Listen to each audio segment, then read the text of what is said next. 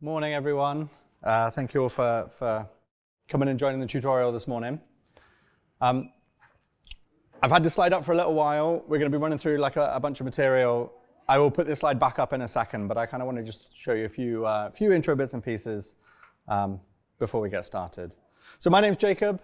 There's a bunch of NVIDIA folks around the room. If you could give us a wave, NVIDIA people, just to see. So if you are getting stuck as we go through anything, you need any help, put your hand up.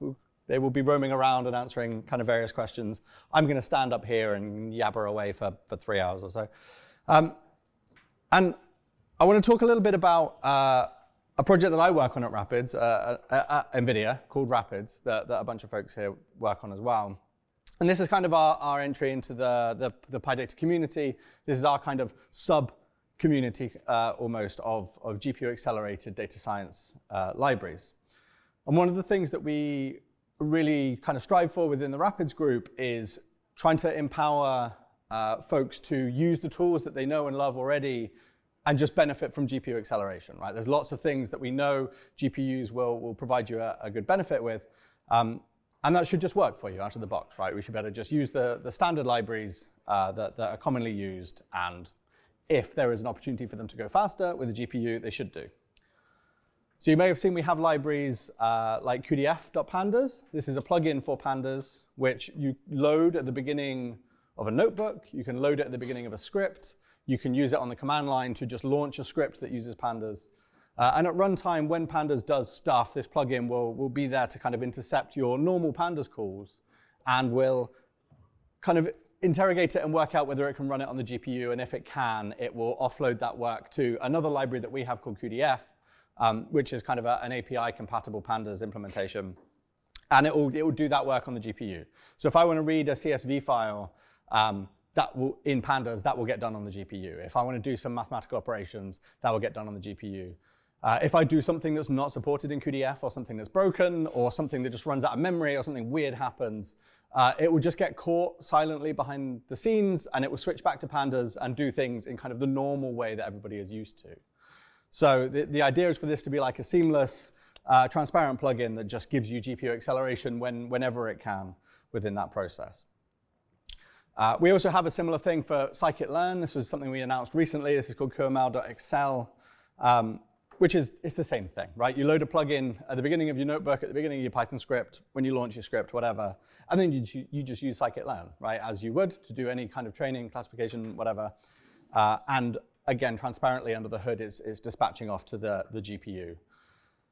And this is like a thing that we really focus on. We have this in pandas, we have this in scikit-learn. We have a plugin for NetworkX. If you use Spark, we have plugins for Spark. Like there's lots of different places where you can use these libraries. Dask, you can use this. We're just trying to seamlessly integrate into everything that kind of already exists. And so, usually if you see an NVIDIA presentation, there's like graphs of things that are slow and then they go fast. Here's one of those graphs. There might be more of these graphs. But you get the general idea. OK, you do a join in pandas. That join is going to be much more computationally efficient on the GPU. We can do that transparently for you. Maybe it goes 100 times faster, and that's great. You can spend time doing other stuff. In theory, that could be the end, right, of this tutorial. This is Intro to GPU in Python. A lot of our work within Rapids is to give this kind of no-code change or low-code change entry point into GPU acceleration in Python. And you should be able to just kind of swap this stuff in and get going with it. That will give you a good experience out of the box, but it won't give you kind of the maximum performance that you could possibly squeeze out of that whatever workload you're doing. And so we have this kind of stacked architecture of libraries. I have another slide on that Katrina just sent me that I forgot to put in because I was too busy talking to the camera guy. But maybe I'll pull that one up later. But we have this kind of layered architecture of libraries, right? Because really, if you're doing work, you care about the domain that you're actually thinking about, right? Like you're not necessarily caring about the code and writing the most wonderful code in the world. Of course, you can if you want to. But really, you want to use whatever library will get you closest to just kind of expressing your your plans in your domain in a way that makes sense. And so starting at the very top, you just keep using pandas, keep using scikit-learn, keep using NetworkX, whatever. Use the zero code change acceleration plugins. Those are really great. They'll give you some great performance. But if you then want to start scratching a bit beyond that to see like where can I get more performance? How can I make things go faster? How can I do things in a way that feel a little bit more GPU native or start thinking in a GPU kind of parallel computing way? You can then start stepping down this stack, right?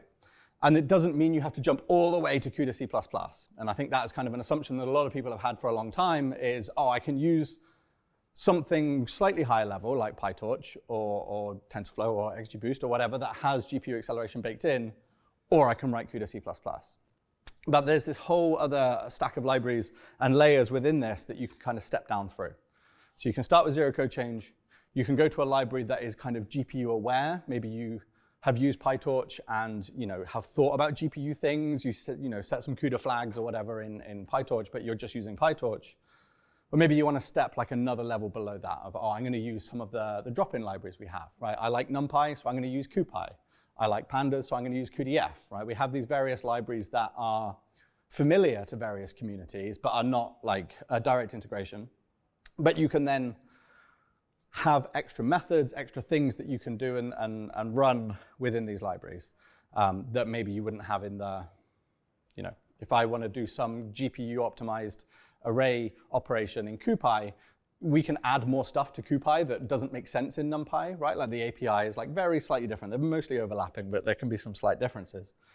But then beyond that, if you want to really start talking to a GPU, you can step down into the like Python CUDA layer, right? So recently NVIDIA announced that like Python is a first-class language within the CUDA ecosystem. So C++, Fortran, Python are kind of the ways that you integrate with CUDA. And so we now have, the goal is for us to expose all of CUDA functionality through into Python, kind of in a language native way. And if you find anything that isn't, that's a bug, please go and open a bug, right? We're kind of supporting Python at that level. And we have some great libraries for letting you write code for the GPU, interact with the GPU. And then if you really want to, you can kind of keep stepping down that stack into other languages like C++ and integrating in the kind of more traditional GPU programming way. But where we're going to be starting at today is we're going to start from the kind of Python CUDA libraries bit and work our way up this stack, exploring some of the different options in here. So this is 100% Python, no C++ in this tutorial. But we're going to start with some very low-level GPU fundamentals just to kind of help shift your mental model of programming into like a parallel computing mindset. If any of you have gone from writing pure Python to using NumPy, right, and you think about things in like a more vectorized way, and you kind of change your thinking a little bit and how you write your function calls, this is like a similar mental leap to the next thing, which is like directly writing for a parallel processor. So we're going to start very slowly at that kind of level, quite deep down in the Python CUDA stack, and then we'll work our way back up to, oh, it's just like pandas and goes fast. So we'll start with some fundamentals around what is a GPU, why is it different, and work our way kind of up through that. So just to give me a bit of feedback about who's in the room, can you put your hand up if you have done any kind of CUDA programming, GPU programming before? Okay, a few hands. Okay, good. That's good. And what about who's used libraries that use the GPU, right? PyTorch or any of Rapids or anything like that? Okay, good. Lots. Right. We're going to start at this kind of fundamental level and work up, thinking about memory, thinking about all sorts of things. I'm not going to teach you the best CUDA Python code in the world because it's easier to get the fundamentals down without adding complexity around like memory strides and all that kind of stuff. If you're interested in any of that, go and see Bryce give a talk about some of the CUDA Python stuff. He speaks about it really, really well. Yeah, so we were told at 10 o'clock there's going to be a nice fire alarm test. We don't have to do anything for this, but just a bit of housekeeping. The fire alarm will go off in 45 minutes. I'll probably forget and be mid-sentence as it happens. We'll just wait for it to stop and then carry on, and then they can chop it out of the recording or whatever. We've also been told if it keeps going and going and then somebody comes in and tells us there actually is a fire, we should leave. But in theory, it's a test. So just to give you a bit of an idea for this session, this is a double session So we're going to start like now-ish. We're going to do this fire alarm test at 10. We'll then break for coffee at the same time as the other tutorials. So there'll be 2 tutorials running throughout this one in other rooms. So when the first tutorial finishes and they go for coffee and there'll be more food and coffee and things, we'll break then as well and go and do all of that. And then we'll come back in here at 11 and carry on through that material. Or maybe I'll have just rammed so much GPU stuff at you that you go to one of the other ones. But we'll see. And then we'll break at 12 for lunch. Now, one last thing before we move on to the tutorial stuff is a lot of the stuff that we present is provided through our NVIDIA's Deep Learning Institute. This is like an online training website that has a bunch of courses. You can do certifications or whatever. We have, if you scan this QR code, I'll put this up again later as well, but you can go and get a bunch of free courses for like a limited time. I think you got to register by the end of the month, and then you get the material for some period of time, right? But normally these are things you would have to go and pay for on the NVIDIA website, but because you're here in this session today, you get this session for some period of time, and then you can also sign up for a bunch of other ones using this code. For 6 months. 6 months, okay. So 6 months, that's a good amount of time. One thing to note as well is a lot of these labs and sessions come with a cloud GPU for you to run the material on, and you can have that cloud GPU for that period of time as well. So even if, it's just valuable to have that access to that hardware whilst you're learning and playing and experimenting with this stuff. So back to the slide I had at the beginning. We're gonna run all of this material through one of these courses. So if you head over to this learn.nvidia.com/DLI event, it should ask you to log in or sign up or register or something, and then it will take you through to a page that asks you for a code. Whack in this PyData XLab JN06 code, and it will give you the course material that we're teaching today as like registered to your account. And then you can start a GPU and run through that. So I clicked through and typed in the code and then pressed OK, and it kind of got me to a page a bit like this, where I can see this GPU development in Python 101 in the sidebar, and it says Deep Learning Institute. And then there was like a launch button or like a start button or something on there that I clicked. This is going to create a VM somewhere magically that we don't have to worry about driver installation and package installation and all that kind of stuff. Just the VM will come up in the cloud, and then you can click launch, and it will drop you into Jupyter Lab with all the material. And all this, once you register here, you can access this after today as well. The other option, which you'll see as you go through this material, is you can launch this stuff in another way. So if you go to the NVIDIA Accelerated Computing Hub, which is a GitHub repo that looks like this.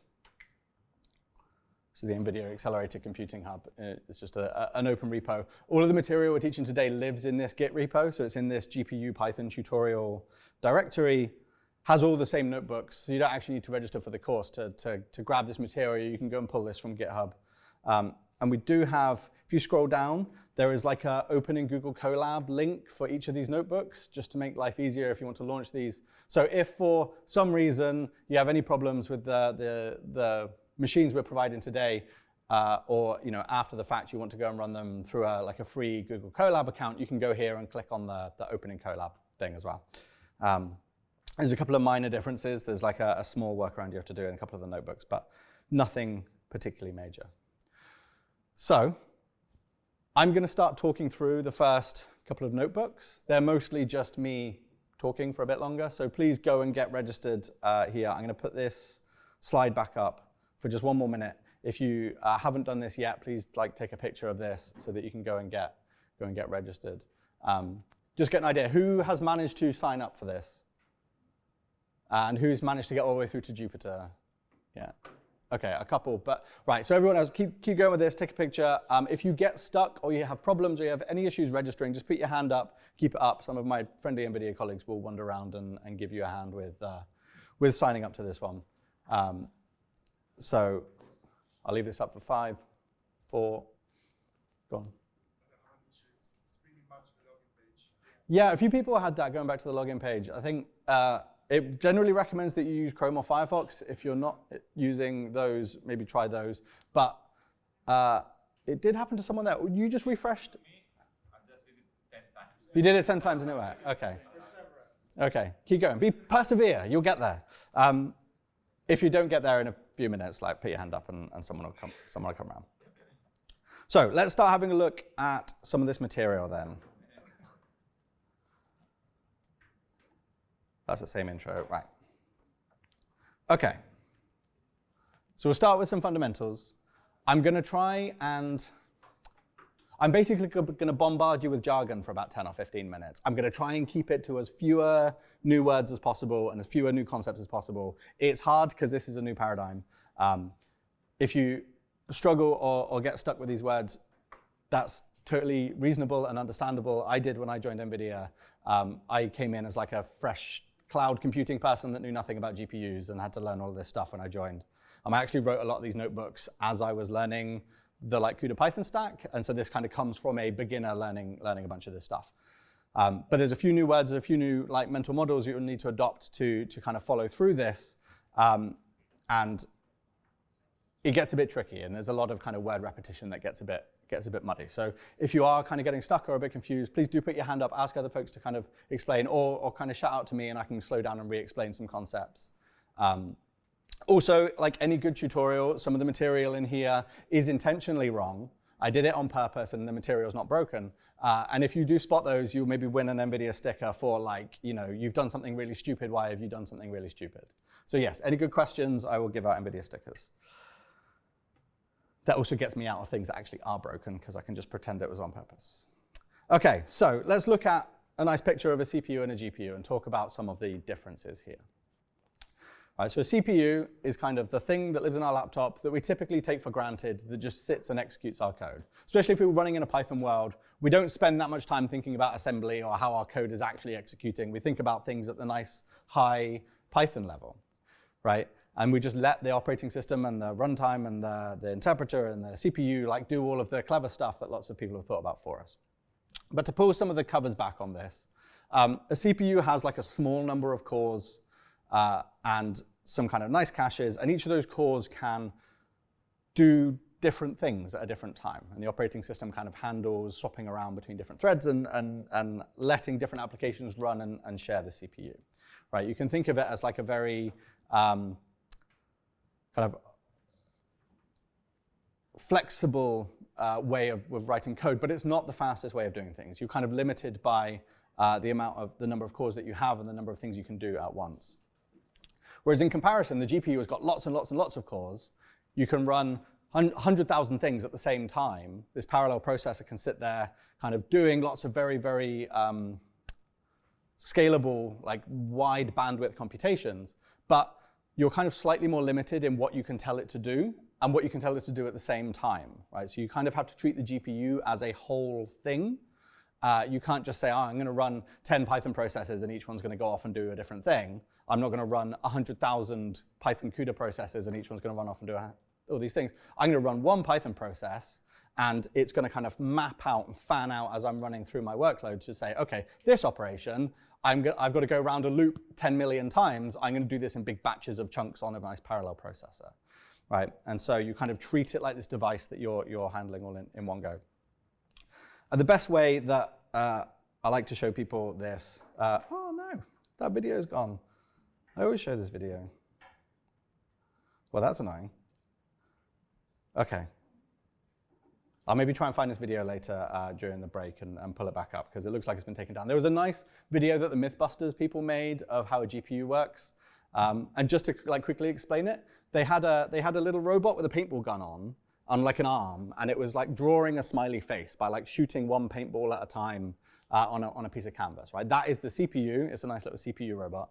And then they unveiled this like huge thing that's like loads and loads of barrels with the huge gas tanks, which is the GPU.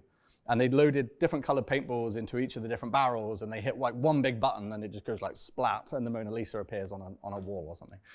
It's a nice video to kind of demonstrate that when you trigger a GPU, you need to think about when you execute a kernel, the word we use is launching, right? Instead of calling a function, we launch a kernel. The difference in word kind of helps you think about, I need to set up a bunch of initial conditions. I need to set some memory of a thing I'm going to do. I need to set my algorithm that I want to happen. And then I'm going to hit a big red go button. and the GPU is going to go blah, and it's going to do millions of things in a very tiny amount of time, and I'm going to kind of be amazed at how, like, what it's achieved in that time, and then I'm going to kind of go and gather my results. And it's that kind of process of I'm going to set up my memory, I'm going to set up my function, and I'm going to call it in one big go, and then I'm going to go and gather my results in. Now, one of the first questions that I had when I joined NVIDIA is like, oh, this sounds really cool, this is interesting. I've played with the GPU a bit in terms of like set some keyword arguments in PyTorch, like this is interesting, but how do I, like, what's the layer beneath that? How do I actually touch the GPU as a person that has a machine with a GPU in, right? It's this extra device that someone has plugged into my server. Like, what do I do to interact with that? And the kind of mental model that I like for this is to just think of it like another machine, right? I don't have a computer with a GPU in. I have two computers. I have a fast computer and a slow computer. The CPU is the slow computer. The GPU is the fast computer. I need to talk to them like they are two separate things. And if I was going to run code on some other computer, there's like a bunch of standard ways I'd do it, right? I would create a VM on the cloud or something, and then I need to log into that machine. I need to connect to it somehow, so I'd use SSH or remote desktop or run Jupyter on it and open that in a browser. I need some kind of connection to that machine. I need my data to be accessible on that machine. It needs to be in some storage somewhere. Maybe I need to upload it. I need to get it into the memory of that machine. I need to get my code on there somehow. Maybe I'm going to pip install some packages. Maybe I'm going to SCP some files across, FTP, whatever you like. And then I need to like somehow do Python my script, right? I need to tell it to run the code. And I maybe do that over SSH. Maybe I click a notebook and run a cell. This is a pretty standard pattern of just like running things on a remote machine. A lot of the principles here are exactly the same with the GPU. It's just everything I've talked about is just called CUDA in this ecosystem. So you may, if you've heard about CUDA from years ago, you may just think of like, oh, CUDA, that's that like C++ thing that lets me run GPU code. But like CUDA is quite a broad ecosystem of it's a language extension for C++, but also it's a bunch of packages, it's a bunch of protocols, it's a runtime, it's a way of communicating with the device. It kind of provides you with all of these levers for moving data to the device, moving code to the device, executing functions. It gives you like all these interfaces to do that. And so from the Python side, we need to be able to do the same thing. And so a big chunk of this tutorial that we're going to run through is using this awesome package called Numba. You may have come across Numba in various places. Numba is this like just-in-time compiler for Python, where you can import Numba and decorate a function with numba.jit. And when you call that function, it will compile that Python function down into something that will run much faster. Instead of using the Python interpreter, it will compile it down to machine code that will run on your CPU or on your GPU, right? It's got a bunch of different backends. And the way that it does this is it takes your code, it converts that to the Python AST into Python bytecode, and then it has some very clever stuff that lowers that Python bytecode down into a few different intermediates until it gets to something that you can compile with LLVM. And it will do this just as you run it. I'm going to call my function the first time. It takes like a few milliseconds to compile that code into machine code, and then it will run it. And every time you call that function, you get like a really nice just as fast as C++ code, but written in Python. There's a few kind of caveats around how much of Python you can do this with. Like there's some things you just can't do inside Numba, like you can't dynamically add attributes to a class and things because it's trying to compile it into something a bit more static than Python. You lose a small amount of Python flexibility, but it gives you so much performance out of the box. And within the Numba CUDA package, this backend for Numba that lets us run on the GPU, not only does it give us this decorator that lets us compile our code to GPU code, it also gives us this nice library called numba.cuda that is all of the handles and levers we need to move data to the GPU and execute code and find out information about the GPU and whatever. So we expose a lot of this through Numba. And generally, a general rule of thumb, right, when you're trying to write code for the GPU is don't do it unless you really have to, because there's a lot of people out there that have already spent a lot of time thinking about this and baked it into all of their libraries. This is why we started at the like zero code change. I just want a pandas plugin. That's great. You move down to the next step. I just want a Python library that runs on the GPU. Next step is, I'm going to write some code for the GPU, but I'm going to leverage a whole bunch of libraries that do all the like clever stuff for me.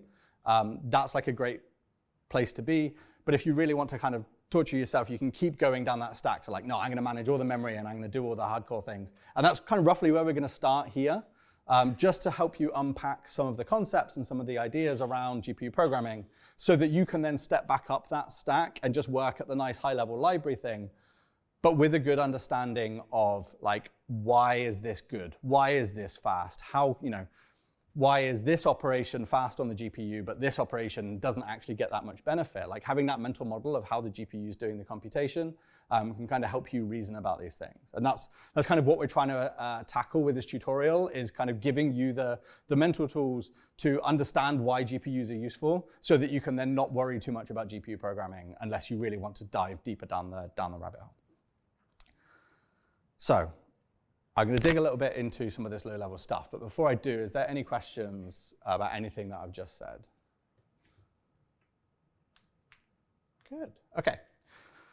OK, so when you talk to GPU people about GPU programming, you'll hear them talk about CUDA kernels all the time, right? And let's unpack that word initially. We're not talking about a kernel like an operating system kernel. A kernel is like a specific word that refers to a function that runs on the GPU that has some caveats. And it has caveats beyond a normal function, enough so that we give it a different name so that we kind of know what we're talking about here, right? And so there's a couple of rules around writing a kernel as opposed to writing a function that you have to adhere to. One of them is that a kernel can't return anything. And this is because we can't just magically make memory for a return to go into. Like, we have to be very in control of what memory we're using within our code. And so generally what you do when you call a kernel is you give it some memory to use in the algorithm, and then you give it some memory to put the answer into.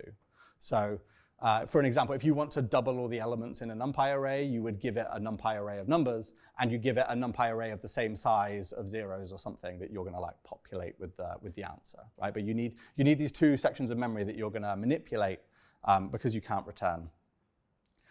One of the other things that we have to think about when we run a kernel is, because this thing is executing in parallel, we have to tell it how many times to execute, right? This isn't a for loop where we just say for I in range 1,000. We have to kind of think about, like, no, I've got this piece of data, and I'm going to write a kernel to operate on that data. How many times do I need it to execute? So in that doubling example that I just said, like, I want to double every element in my NumPy array, so the number of times I need to call it is just length of the NumPy array, right? But it's something that I need to think about up front, is like how many times I'm going to go around a loop, but this is going to execute in parallel. And we have some terminology that kind of helps us describe this within the CUDA ecosystem. And at the highest level, we talk about a grid, right? The CUDA grid. This is just how many times am I calling the function. My NumPy array is 1,000,000 elements. My CUDA grid is 1,000,000 threads, right? I want to call it 1,000,000 times. I want 1,000,000 threads to happen. But when you're thinking at that level of your computation and the thing you're trying to get done, that doesn't necessarily map directly onto the hardware, right? There's lots of different GPUs out there. You might have a GPU that's brand new, off the shelf. You might have a GPU that's a couple of years old. You might have some random cloud GPU that you've been given. You don't know which one you've got. They're all slightly different. Every time we make a new one, it's got more CUDA cores and more, numbers go up generally in terms of the spec. And so you have a device that can do lots of things in parallel, but it can't do like infinite things in parallel, right? It might have 100,000 CUDA cores or something, and that is how many things can happen at any one given moment. So when I want to run a 1,000,000 size grid, it will batch that up, right? And the GPU will just do it in chunks of whatever the maximum batch size is that it can do. But to give you a little bit of control over all of that, we call these batches blocks. And so a block is kind of made up of a subset of the number of calls that you want to happen. Those blocks are then made up of things called warps, which are interesting, but I won't get into the details of. And those are made up of the threads, right? So we have this kind of hierarchy, and you think about, OK, I'm going to run this 1,000,000 times. I'm going to do it in some batches, and I kind of need to think about these numbers a little bit. But these batches will be kind of passed through the GPU. And you can see this diagram on the right-hand side showing that, like, imagine I had a GPU with 2 threads or 4 threads. Like, it would just stack the batches differently as I was gonna run through this. These words are the words that like got stuck in my head the longest as I was learning all of this stuff. Is grids and blocks and threads and warps and whatever. I'm sure at some point I'll say some horrifically long sentence where I talk about like a grid of blocks of threads of blah, blah, blah, blah, blah, and it will get like a bit gnarly.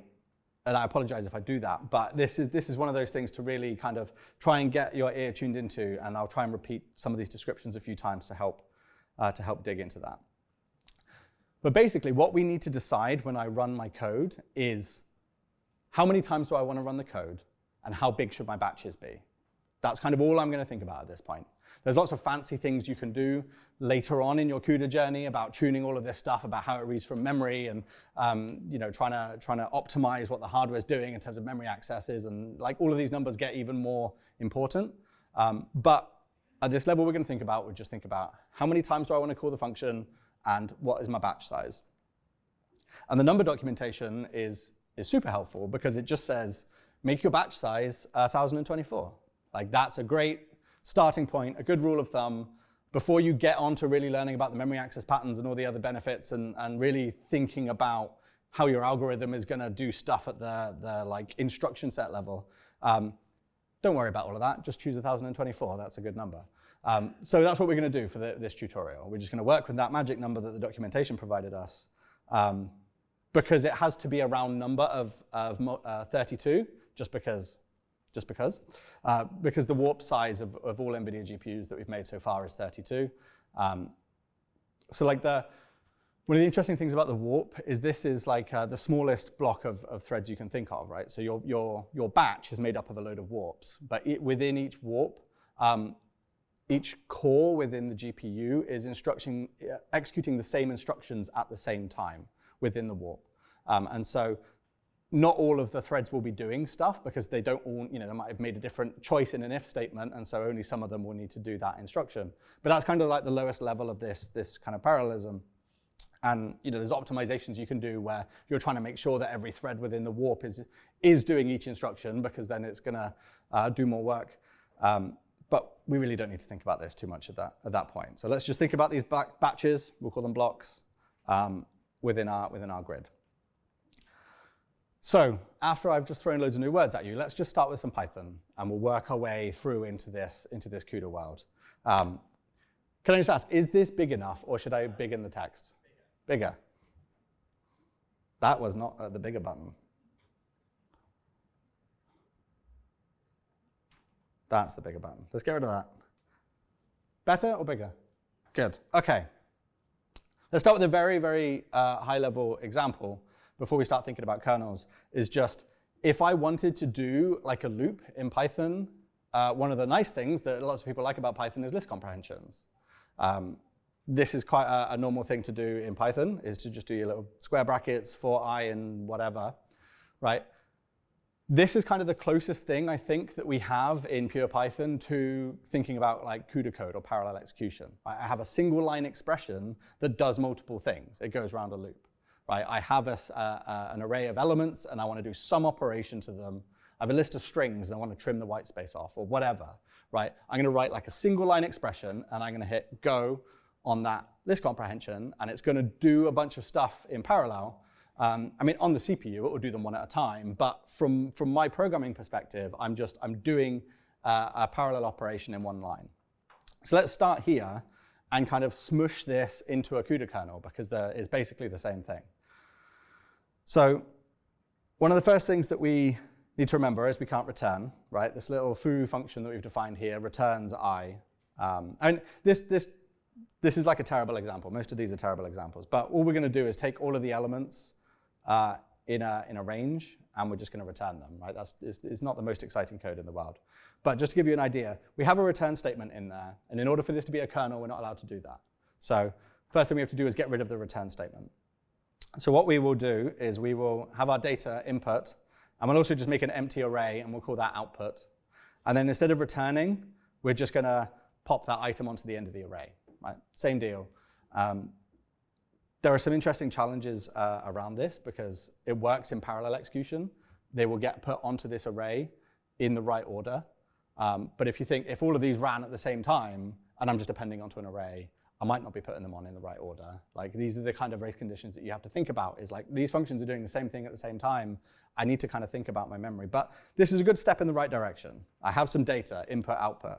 I have a function that's just going to pop an item onto an array. I have my kind of parallel call that is going to operate on all the elements in the array, and I can look at it. So let me just, I should actually run these, shouldn't I? All right, that gives me the numbers 0 through 9. If I do this, I also get the numbers 0 through 9, which is good. Now, one of the challenges is that we can't, one of the reasons we can't return is because we can't have magically resizing memory elements in that nice dynamic languages give you. And that's also true of, like, we can't just have this array and append stuff to it. When this gets compiled down for the GPU, it won't be happy about that. So let's actually just spend a little bit of time thinking about how big is my data, right? And I'm just going to use NumPy to give us an array container that we can play with a bit later as well. But let's take our range of 10, and we'll just turn it into a NumPy array. So it's just still going to be the same thing. It's an array of 0 through 9. It's just now wrapped in NumPy clothing. And I'm also going to explicitly create my output array of the same size. So I'm just going to say, OK, I've got an input that's 10 elements long. I want an output that's 10 elements long. And all I'm going to do is I'm just going to, when my function gets called, I'm going to update an element in the output array. And this is where we need to start thinking about, like, well, foo is going to get called 10 times. How does it know which element to use? You need an index. Each time foo gets called, it needs to know, like, who am I within the world, right? What's my index? And so I'm slightly overloading the variables here, but we've got the numbers 0 through 9, so we can use those as the indices here in the array. So we're just going to update the output at item I with I itself, just so that we can see that running. So let's run this. We get the numbers 0 through 9 again. Like I said, NumPy clothing, so it's a bit floaty now. But we basically are there, right? In terms of writing a CUDA kernel, this is like one of the most simplest and boring and probably terrible CUDA kernels you could write. But this foo function, excitingly, is a CUDA kernel because it conforms to all the rules that we set at the beginning about what a kernel is. There's a question over there.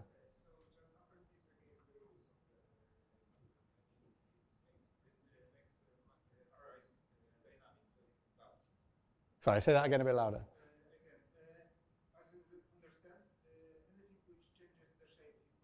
Yeah, you can't allocate like you can't change the memory once you're like inside the kernel basically. So we have to have these arrays of the right length. You can allocate like small bits of memory, and this is some of the stuff you start digging into with the hierarchy. Is like all of the threads within a warp can like communicate with each other, and all of the threads within a block, within a batch, have this very, very fast shared memory that they can use as kind of a scratch pad to like move data around, and you can do some really nice optimization using that memory, and like that kind of stuff's useful. But apart from those things, you can't just create new memory within the threads, because you don't want like 10,000 things running at the same time trying to allocate memory and do what else outside of the device itself. There was a hand over there somewhere a second ago. But it's gone again. OK, I'll keep going. So we have our CUDA kernel. Let's actually run it on the GPU then. So I'm going to do from Numba import CUDA. So this is that library that gives us all the nice, useful handles for doing things. And we're going to CUDA.jit our function. So this is what tells Python, basically, that when it executes this function, we're actually going to compile this down through the Numba toolchain down into like NVIDIA instruction code that will run on a GPU. Another kind of small caveat that I didn't mention is everything so far, we've just been accessing these variables from the global namespace, which is bad. You shouldn't really do that. But you shouldn't do that especially so on a GPU, because those variables are on the CPU, right? And we're going to try and run this code on the GPU. It's not going to be able to see that memory. So one of the things we're going to do is we're going to pass these arrays in as arguments to our function. So we're kind of passing pointers in. And Numba does some clever stuff to be like, oh, you've given me a CPU array. I'll make sure that you can access that from the GPU when I call this. Right? So we have our foo function. But foo is not being called on a single element. It's being called and just given, like, here's an input array, here's an output array, do your thing. So each function now needs to work out, like, well, who am I? Like, I need that index to work out which bit of memory I'm meant to be operating on. And one of the nice things we can do within the CUDA ecosystem is each thread on a GPU can look up within the overall grid and say, like, who am I, right? Where do I fit? Like, am I the first time this was called? Am I the 10,000th time this was called? And the GPU will tell the function like where it is. And we do that with this CUDA.grid call here to say, like, where am I in the grid? And specifically, we say we want this in one-dimensional thinking. We'll come on later in further notebooks to talk about some of the nice advantages you can get of thinking about things in a higher dimensionality. But we're just going to say, who am I? Which call am I to this function? And so every time this function gets called on the GPU, this kernel gets called, it will get a unique index. And so we can make a different decision. And in theory, we could have an if statement that like completely goes off in a million different directions on the GPU. Don't do that because it won't run very fast. But you can kind of specify this here. So we get our I this way. We say, who am I? And then what we're going to do is we're just going to do a direct copy. So we're going to say, I'm going to take the element I from the input array, and I'm just going to put it into element I in the output array. We're just directly copying from one block of memory to another. And that's what this kernel is going to do. So a very simple kernel, input array, output array. Which element do I operate on? OK, I'm going to grab that element and put it over there. Now, the next thing we need to do is call this, right? And the way that we call these, once you've decorated it with CUDA.jit, it becomes like a slightly different thing to a normal Python function. And what we have to do is we have to like configure it with how many times we want it to run. So this line here, we're calling foo like a normal function, right? It's got these kind of round brackets. And if I just, if I snip that out, that looks like a normal function call. But we've got this little square bracket accessor thing in here. And this is just how in the Python language we expose that configuration of how many times you run. OK, so this is like, it's equivalent to saying like for I in length of data times 1, right? So the second number here is like, how big is my batch? I want a batch of 10. And then the first number is, how many batches do I want? Don't define the number 1 for me. But this is kind of equivalent to saying, right, I'm gonna do one batch of 10 calls as I'm gonna execute. And this is the kind of thing you need to configure, and you need to think about, well, this is a silly toy example. One batch of 10 isn't very exciting and is quite inefficient. But if you're trying to operate on millions of items, you then start thinking about like, well, Numba documentation told me to have batches of 1,024. How many of those batches do I need to do everything I want to get done? And you do a little bit of math there to just work out like, what's my batch size? How many batches do I need? And I put these in these square brackets. So if I run this, Numba will complain at me for doing like silly small problems. And then it will spit out the same array again. But the exciting thing here is this executed on the GPU this time. So instead of being just normal Python code running on the CPU, when I called this was compiled and executed on the GPU. Question? You said that all the kernels in a fork needs to do the same operation. They need to do the same. Well, from an execution of the hardware perspective, they will do the same operation at the same time, but some of the threads will be masked. If they're not taking that branch in an if statement or something, they'll just sit and wait. And so it will kind of stack and say, like, if you go this branch, you'll do this instruction and this instruction and this instruction. But if you do this branch, you'll do this instruction and this instruction and this instruction. And then all the threads follow through that, and they know which branch they're following, and they'll either do nothing or they'll carry on. So if you had an if statement inside of your foo that gets the I variable, then some of the kernels will just wait. Yeah, exactly. If I inspect the I value and take a different branch in an if statement, then some of the kernels will just wait within the warp, right? But within the blocks, they can be off at different points in the code doing completely different things. Each batch can operate more independently. It's just within that warp. And this is where that hierarchy comes in of like how much flexibility does each thread have in comparison to its neighbors. But this point, when I was learning all of this stuff, this is where I got very excited with actually being able to execute code on the GPU. So there's another question over there?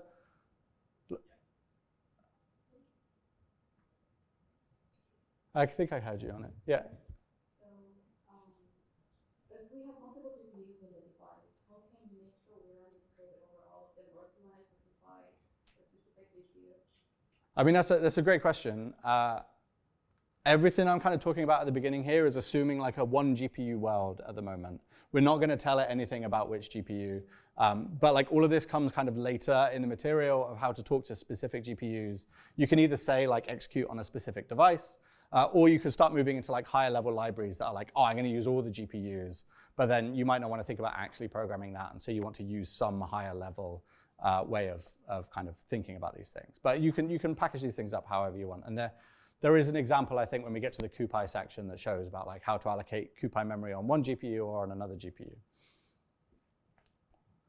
Cool. Right, I'll keep going and answer a question in a second. So this felt like an exciting kind of point of being like, okay, I can write some pure Python and it can run on the GPU. This is definitely like Python is starting to feel like a first-class language within the CUDA ecosystem. Now let's actually do something that hopefully Numba won't complain about doing silly small problems. So let's just make a big random array with 30 million elements in with NumPy. Right, we get this big array, and we're going to double every element in this array. It's the example I mentioned a minute ago. We're just going to take each number, times it by 2, and put it into some output. So we've defined our input array. Let's also define an output array. I'm just going to make a load of zeros of the same shape and just chuck that into memory. And I'll update this later, come and overwrite it later. Now, if I was going to do this in Python, I could write some extremely inefficient code like this, where I just say, I've got my nice list comprehension here. I'm going to loop around and call foo as many times as there are elements in my array. So let's just get the length of the array. So I've got 30 million elements in here. I'm going to call foo 30 million times, and I'm just going to update I in the output array with I from the input array times by 2, right? This is the worst code I could think of to kind of demonstrate how for loops in Python are generally considered slow, right? But we're gonna run this. It takes about 9 seconds to execute that code. But we're literally just letting the CPU in the Python interpreter step through this loop and just double all of those elements. So let's now write a CUDA kernel that does the same operation. All right, we're gonna start with we've got our input array already, right? That was defined up here called random array. Let's just reset our output so that we've got a bunch of zeros again. And we're going to start with our thread size of 128, our block size of 128. And I think I might have said 1024 earlier, but I meant 128. And what we're going to do is work out, OK, I've got 30 million elements in here. I'm going to do it in batches of 128. How many of those batches do I need to work over that array? I think there's a mic coming around to you with the hand up there.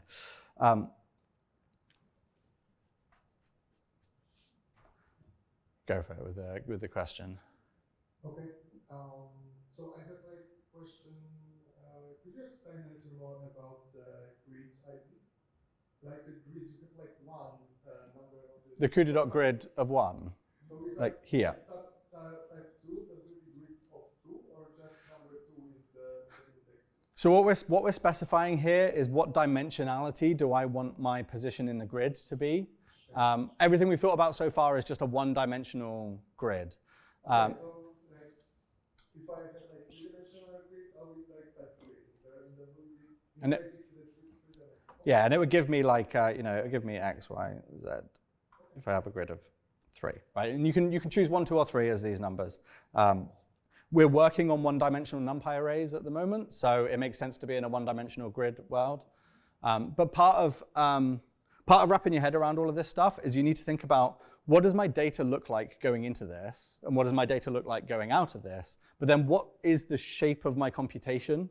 And that's like an interesting thing to try and think about. But like, if I'm going to double everything in an array, right? I'm going to do an element-wise operation on a NumPy array. My computation is the same shape as that input and output data, right? Each of those things has the same length, and that's what we're working with here. But if you're doing some other operation, if you're doing like a mean, like that computation shape is going to be different, right? I don't need to call it for every element. I maybe want to call it in batches. I want to do batches of 10 and calculate a load of means, and then take that intermediate result, and then do some more batches of, and I do like a tree reduce effectively with these different shaped computations. You'll see some other different shapes as we get into further notebooks as well. But like a rolling mean or something across a an array might have like a slightly different shape. It might be like one shorter or something. But yeah, so we work out here how many threads should be in each batch, how many batches do we want, how many blocks do we want. And with them, we're going to write this little doubling kernel here. So we just say, I've got my input array of numbers. I've got my output array of just empty memory that I'm going to write to. I'm going to say, who am I? Which element do I operate on? And then we're just going to double that element and put it into the output array. And I call this, this looks a bit more pleasant now that we've calculated our batch sizes and things. Up above, we can just say, call foo with this number of blocks that are made up of this number of threads. And here are the arguments I'm going to pass in. And so when I run this, instead of taking 9 seconds, this now takes like 200 milliseconds, right? To do that same operation, much, much faster to go through and do this element-wise operation in CUDA. Now, this is usually the point where somebody puts their hand up and says, like, why don't you just do this in NumPy? This would be way easier to do this in NumPy. And yeah, it would. This would be much better in NumPy. I can just say, like, array times 2. Right? We've thought about this before and made some really nice solutions. And we'll kind of get to the higher level stuff later. You can do CuPy of just array times 2. I'm trying to give you like small toy examples here that probably are better to do in another way. But just trying to unpack some concepts helps you think about things. But like an interesting thing at this point is if I do the NumPy way, this is even faster than the CUDA one, right? Because this is already well optimized and well thought about. And my CUDA code here was terrible. But also, my CUDA code here is having to take some memory from the CPU, move that to the GPU, do the doubling operation, and move that memory back to the CPU. And that's really expensive, right? Computationally, moving that memory from one place to another is really expensive. And you should try and be thoughtful about how that memory is moving around. Try not to move memory where possible. And everything we've done so far is we've just like left everything on autopilot, right? We've let Numba do this memory movement. Guys, a question about this? Okay, so I just want to ask a question. I guess the answer will be yes. I guess this will provide like framework for like graph execution of this NumPy functions. Can you stack them one after another? And I guess it's quite similar to how it's done on the TensorFlow, etc. Sure, yeah. Yeah, I mean, it's just that, if you write terrible CUDA code in Python, it will be not as, thought through as the core NumPy implementation. But let's talk about this memory management, right? Because actually, in that operation I just did with the GPU, that was the biggest, slowest part, was just moving the NumPy array to the GPU. And we did some really dumb things there, or I did some really dumb things there anyway. Like one of the things I did is I made a big array of random numbers on the CPU and then copied the whole thing to the GPU. Like that was dumb. I should have just made the random numbers on the GPU in the first place. This is a building oh, there we go. I'll pause while this The fire talks. alarm system is about to be tested. No action is required. This is a building announcement. The fire alarm system is about to be tested. No action is required.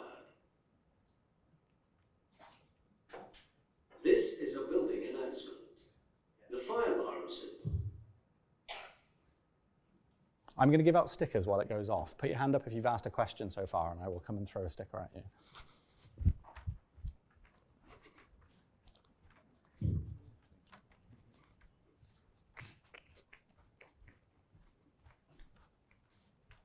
This is a very quiet alarm.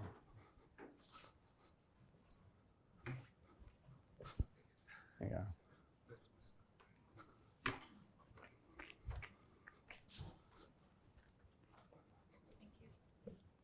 Were there more?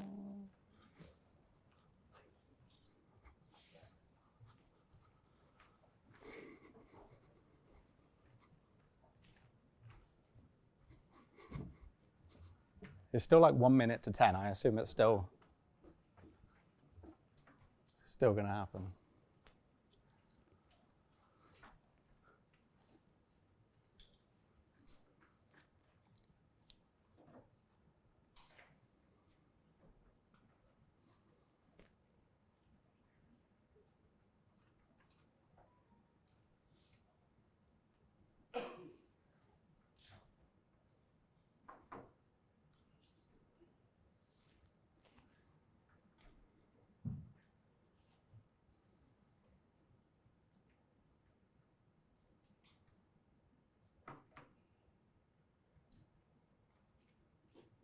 There we go.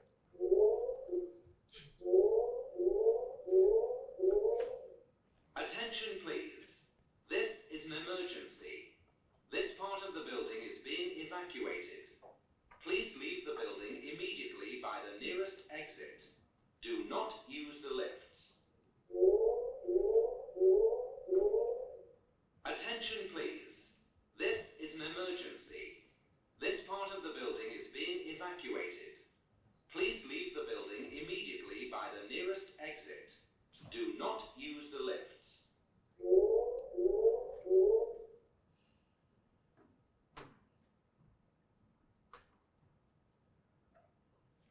Okay, do we think that's the end?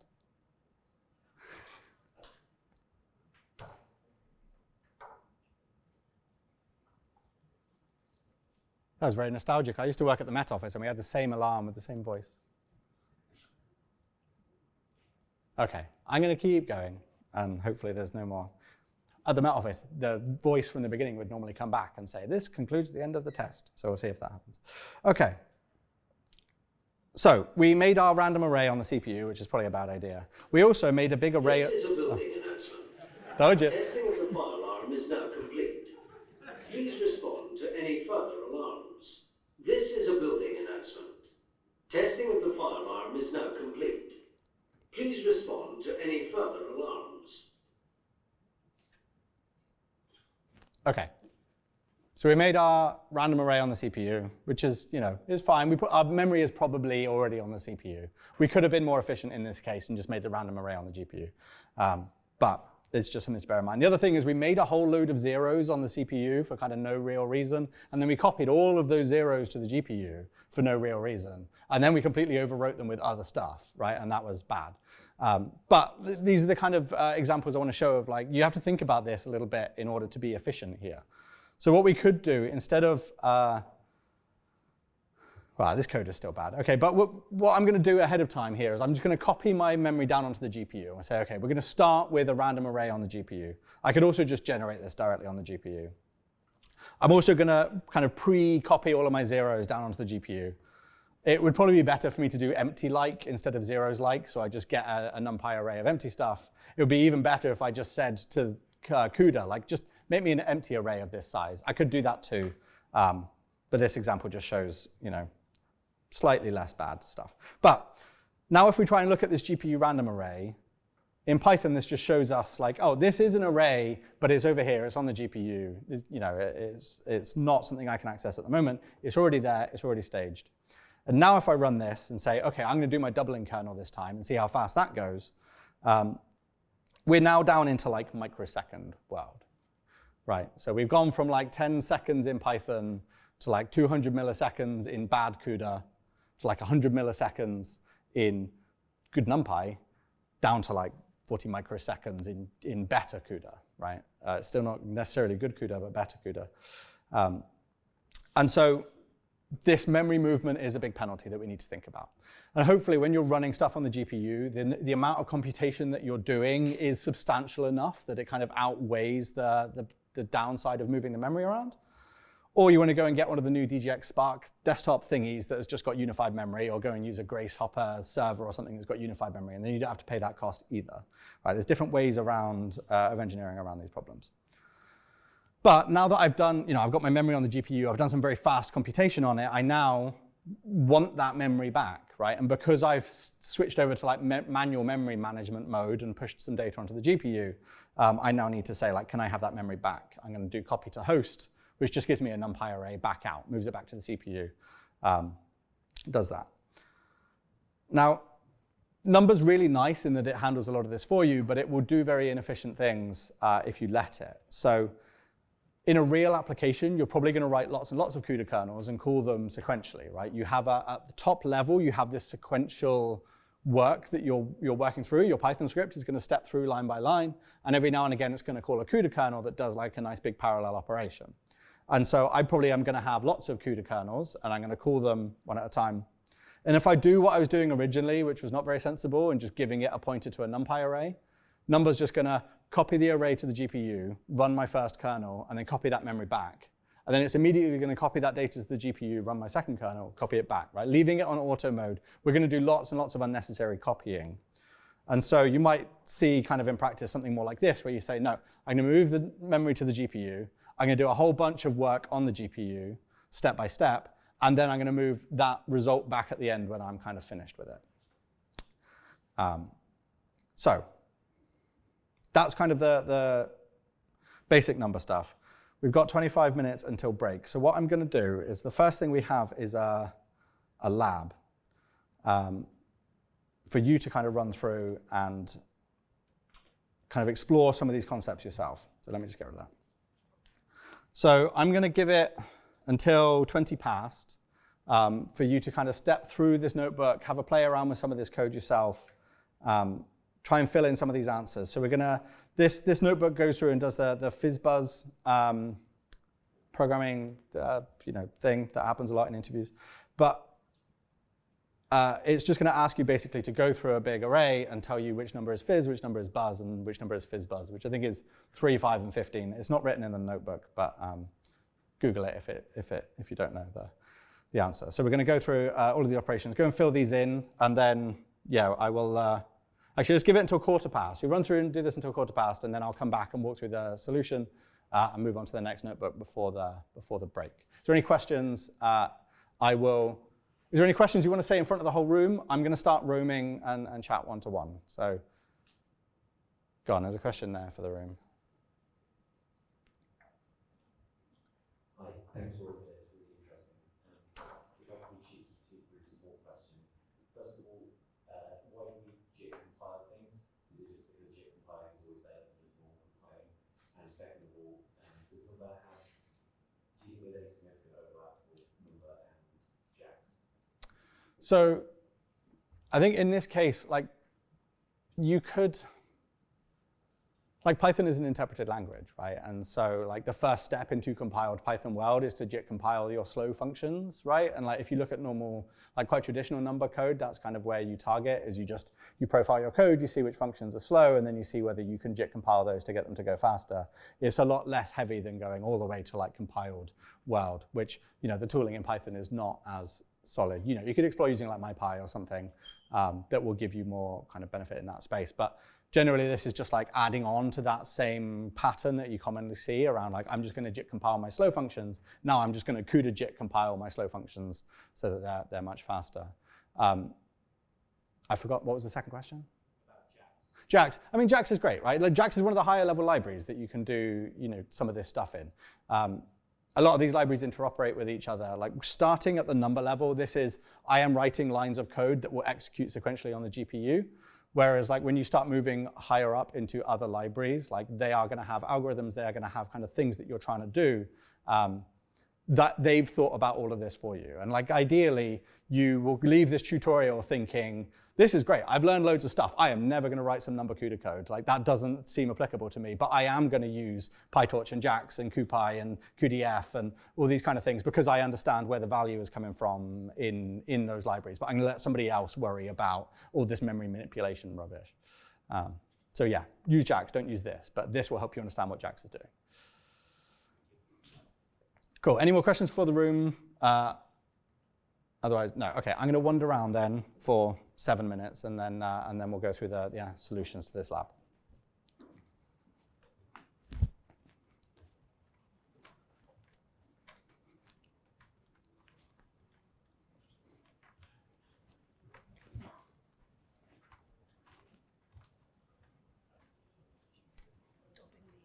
Dobbing you in? I didn't dob you in. You just abandoned me, that was all. No. No, not at all. Good. There's so many new terms. It's the hardest part of all of this. It's conceptually, yeah. Yeah, I mean, conceptually, it takes time, but you can step through all these concepts and they all make sense, but they're different enough concepts that they get given new names, and then all the new names just adds jargon and... I know of them, but really know what they do. So when you're describing the list process one, yeah, that's a really good way Yeah, I love that video. It's a shame that it's gone. I don't know why it's gone. I assume some license expired or something. I'll try and find it again, but yeah, actually, I'm going to try and find that now.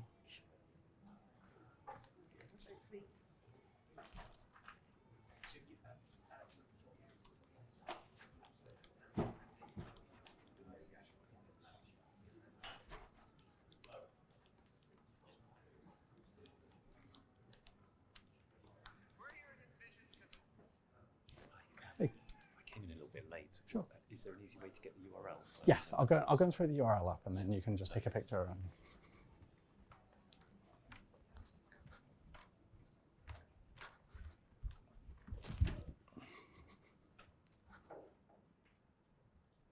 for anybody who came in late, here's the slide with the login stuff. Feel free to take a picture of that.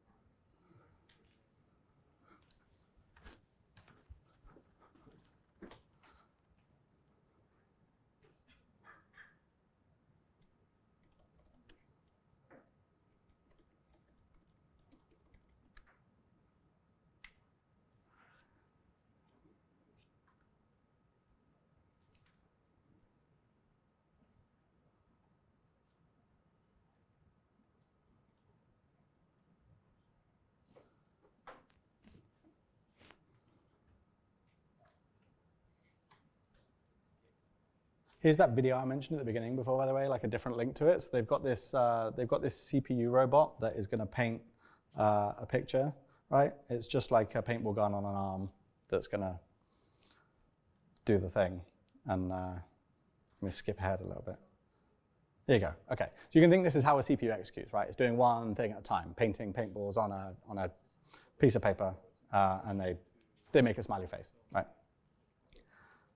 And then they have this GPU, right, which is the same robot, right? It is a paintball gun shooting robot. It conceptually does the same thing, but you can see the parallelism here, right? Like it just has lots of barrels.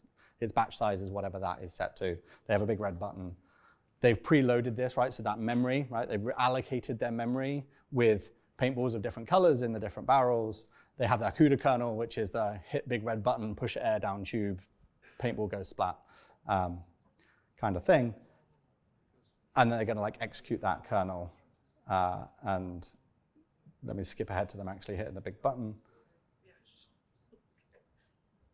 OK. So there we go.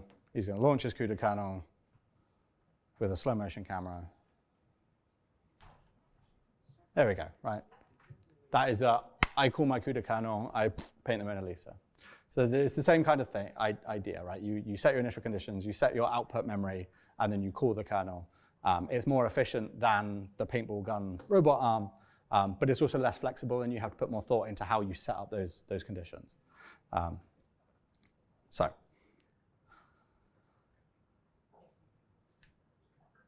OK, one more minute, and then we'll go through the solution to the lab.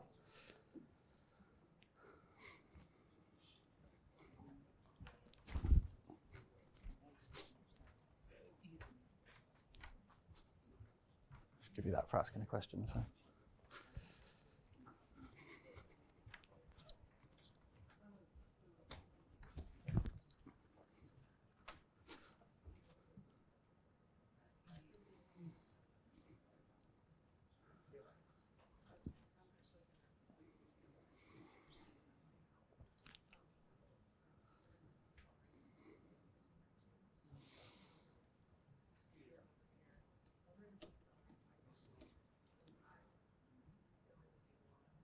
Okay, I make it 1/4 past. What my hope is to kind of walk through the solution to this lab and then walk through the next notebook.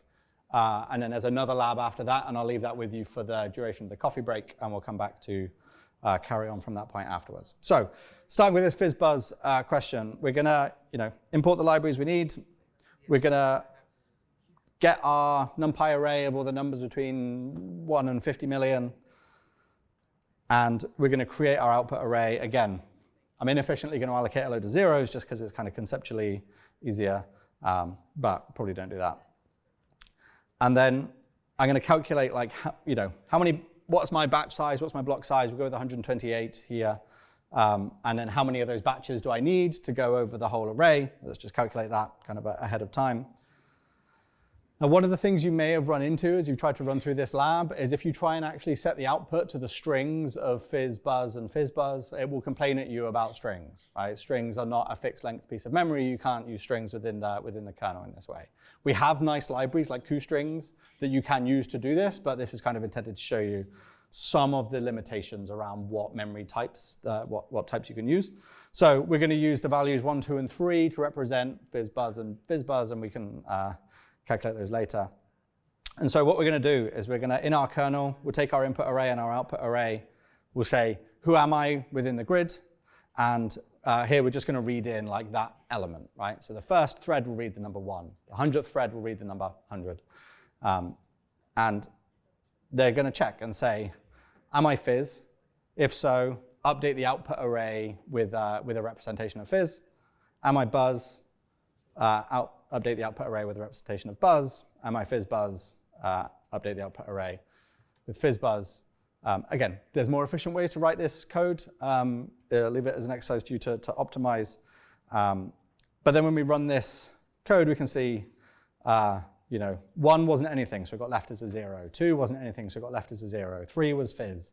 Right? We've kind of gone through and updated this. So we now have like a mapping onto like which numbers were Fizz, which numbers were Buzz, which numbers were FizzBuzz. And then, for the extra credit, you can calculate the highest instance of Fizz. We could do this on the CPU, right? Calculating the highest instance is quite a sequential thing. You just want to look at them all and see which is the biggest.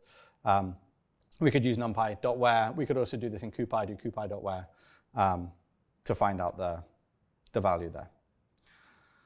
So we've hung around in kind of conceptual CUDA world for a while and played around with one-dimensional arrays, which is not, I'm sure we will deal with one-dimensional arrays sometimes, but it's not the most vivid example of working with a data structure that might benefit from the GPU. So let's go through a different example here that does something slightly more tangible and is maybe slightly more interesting to reason about. And we're going to do some image manipulation. Right? We will know that GPUs are well suited for doing image-based things, working on arrays of data. Let's actually work on an array of data. And so what we're going to do, let's just import matplotlib and things so we can play around with a picture. And because we've talked so much about Numba, we're just going to take the Numba logo. Right? This is a PNG that I've loaded in. I've loaded it in with matplotlib so that it gives me a NumPy array of the image. And then, if we do plot, we can see the logo. But if we look at, and I'm just going to put that on the GPU as well. So I've loaded in this picture of the Numba logo, and I'm going to move that onto the GPU intentionally. And I'm also going to create a piece of memory of the same shape and size on the GPU so that I can start manipulating and playing around with this image. Now, if we actually have a look at this image, it is a 3-dimensional NumPy array, right? It's a 2D image with red, green, blue, and transparency channels, right? So we have four dimensions in that direction. And so if we're now going to think about this as a NumPy array, we've got this 3D NumPy array, and I want to do some kind of operation on it. And so what we're going to do is we're going to blur our image. Right, now blur in, to calculate a blur, you look at a pixel, you look at its neighboring pixels, and you take the mean, right? And it kind of fuzzes the image. And so we could think of this in terms of unwrapping this 3D array into like a big long line, and then think about each thread in the GPU operating on each kind of element of the array. But this data structure has meaning, right? We have X, Y, and our channels. And when we calculate this blur, we care about channels interact, right? And so what we're actually going to do is we're going to create a 3D grid, right? We're going to think of our computation as operating over our image as a, sometimes I draw this on a whiteboard, but if you imagine this 3D object that is the image, our computation is going to be like the same shape and size, and it's going to sit completely over the top and operate on each element in that. But we're going to kind of think about it still within this XY, well, I think I've called it XYZ here, but it's like XY channel arrangement. So we can tell CUDA to call our code in like a 3-dimensional layout so that we can get our indices in this 3-dimensional layout. So what we have to do is we still have to decide how big each batch is, like how big is our block going to be. But because we're working in 3 dimensions, we have to give it a 3-dimensional batch size. So we're still going to stick with the magic number from the Numba documentation of 128, but we're just going to specify a little tuple here that is our shape of our batch within this like 3D object. All of these numbers multiply together to make 128. So in terms of what the GPU is doing, it's doing the same number of calculations in a batch. It's just thinking about the shape of that. So you can think about this as like a little window that's going to kind of roll over our image. Now, I've very arbitrarily chosen some numbers here. You may, as you get deeper into this, want to think about actually optimizing what these numbers are, but I just chose numbers for no real reason that I care about. The one number that I did think about is this last one, which is just, there are 4 channels in the image. I'm going to make sure they're all in the same block, just because conceptually that kind of makes sense to me. I'm going to window over this 2D picture. I'm going to make sure the depth of that is the same, so I'm not thinking about like windowing in many dimensions. I'm just rolling over the top. It's a convolution. There's nothing particularly exciting there. I also just chose 2 and 16 because the picture is not as tall as it is wide, and so I made this shape not as tall as it is wide. That was a totally arbitrary decision. This could have been 8 and 8. It could have been 16 and 2. It could have been 1, whatever. These numbers just multiply together to make 128. The time where you want to tune these numbers is when you actually want some communication between the threads. We're not doing that in this. This is kind of like an embarrassingly parallel operation. And so the setup doesn't hugely matter here. But we'll create this kind of 3D little stencil, basically, that's going to run over. And there is like stenciling tooling built into Numba to do a lot of this for you, but we're going to do it by hand just so you can see how it goes. There's a question there. Can we get a mic over there? Thank you. The mic's coming that way. So that function which will be running on GPU will be restricted to area of that state, or can it reach any array? It can reach anywhere in the array, right? So we're just thinking about how many batches, like what's the size of our batch, and then we need to think about how many batches do we need to fully cover the whole image. Okay, so this is where we do this little bit of calculation here, is just saying, right, this is the shape of my batch.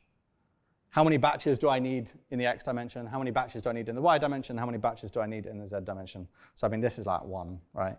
And then I think if I just run these, where did I not run from? Right, if I run that and that and that, it tells me like, okay, we need 58 batches by 28 batches by 1 batch to like fully cover the image.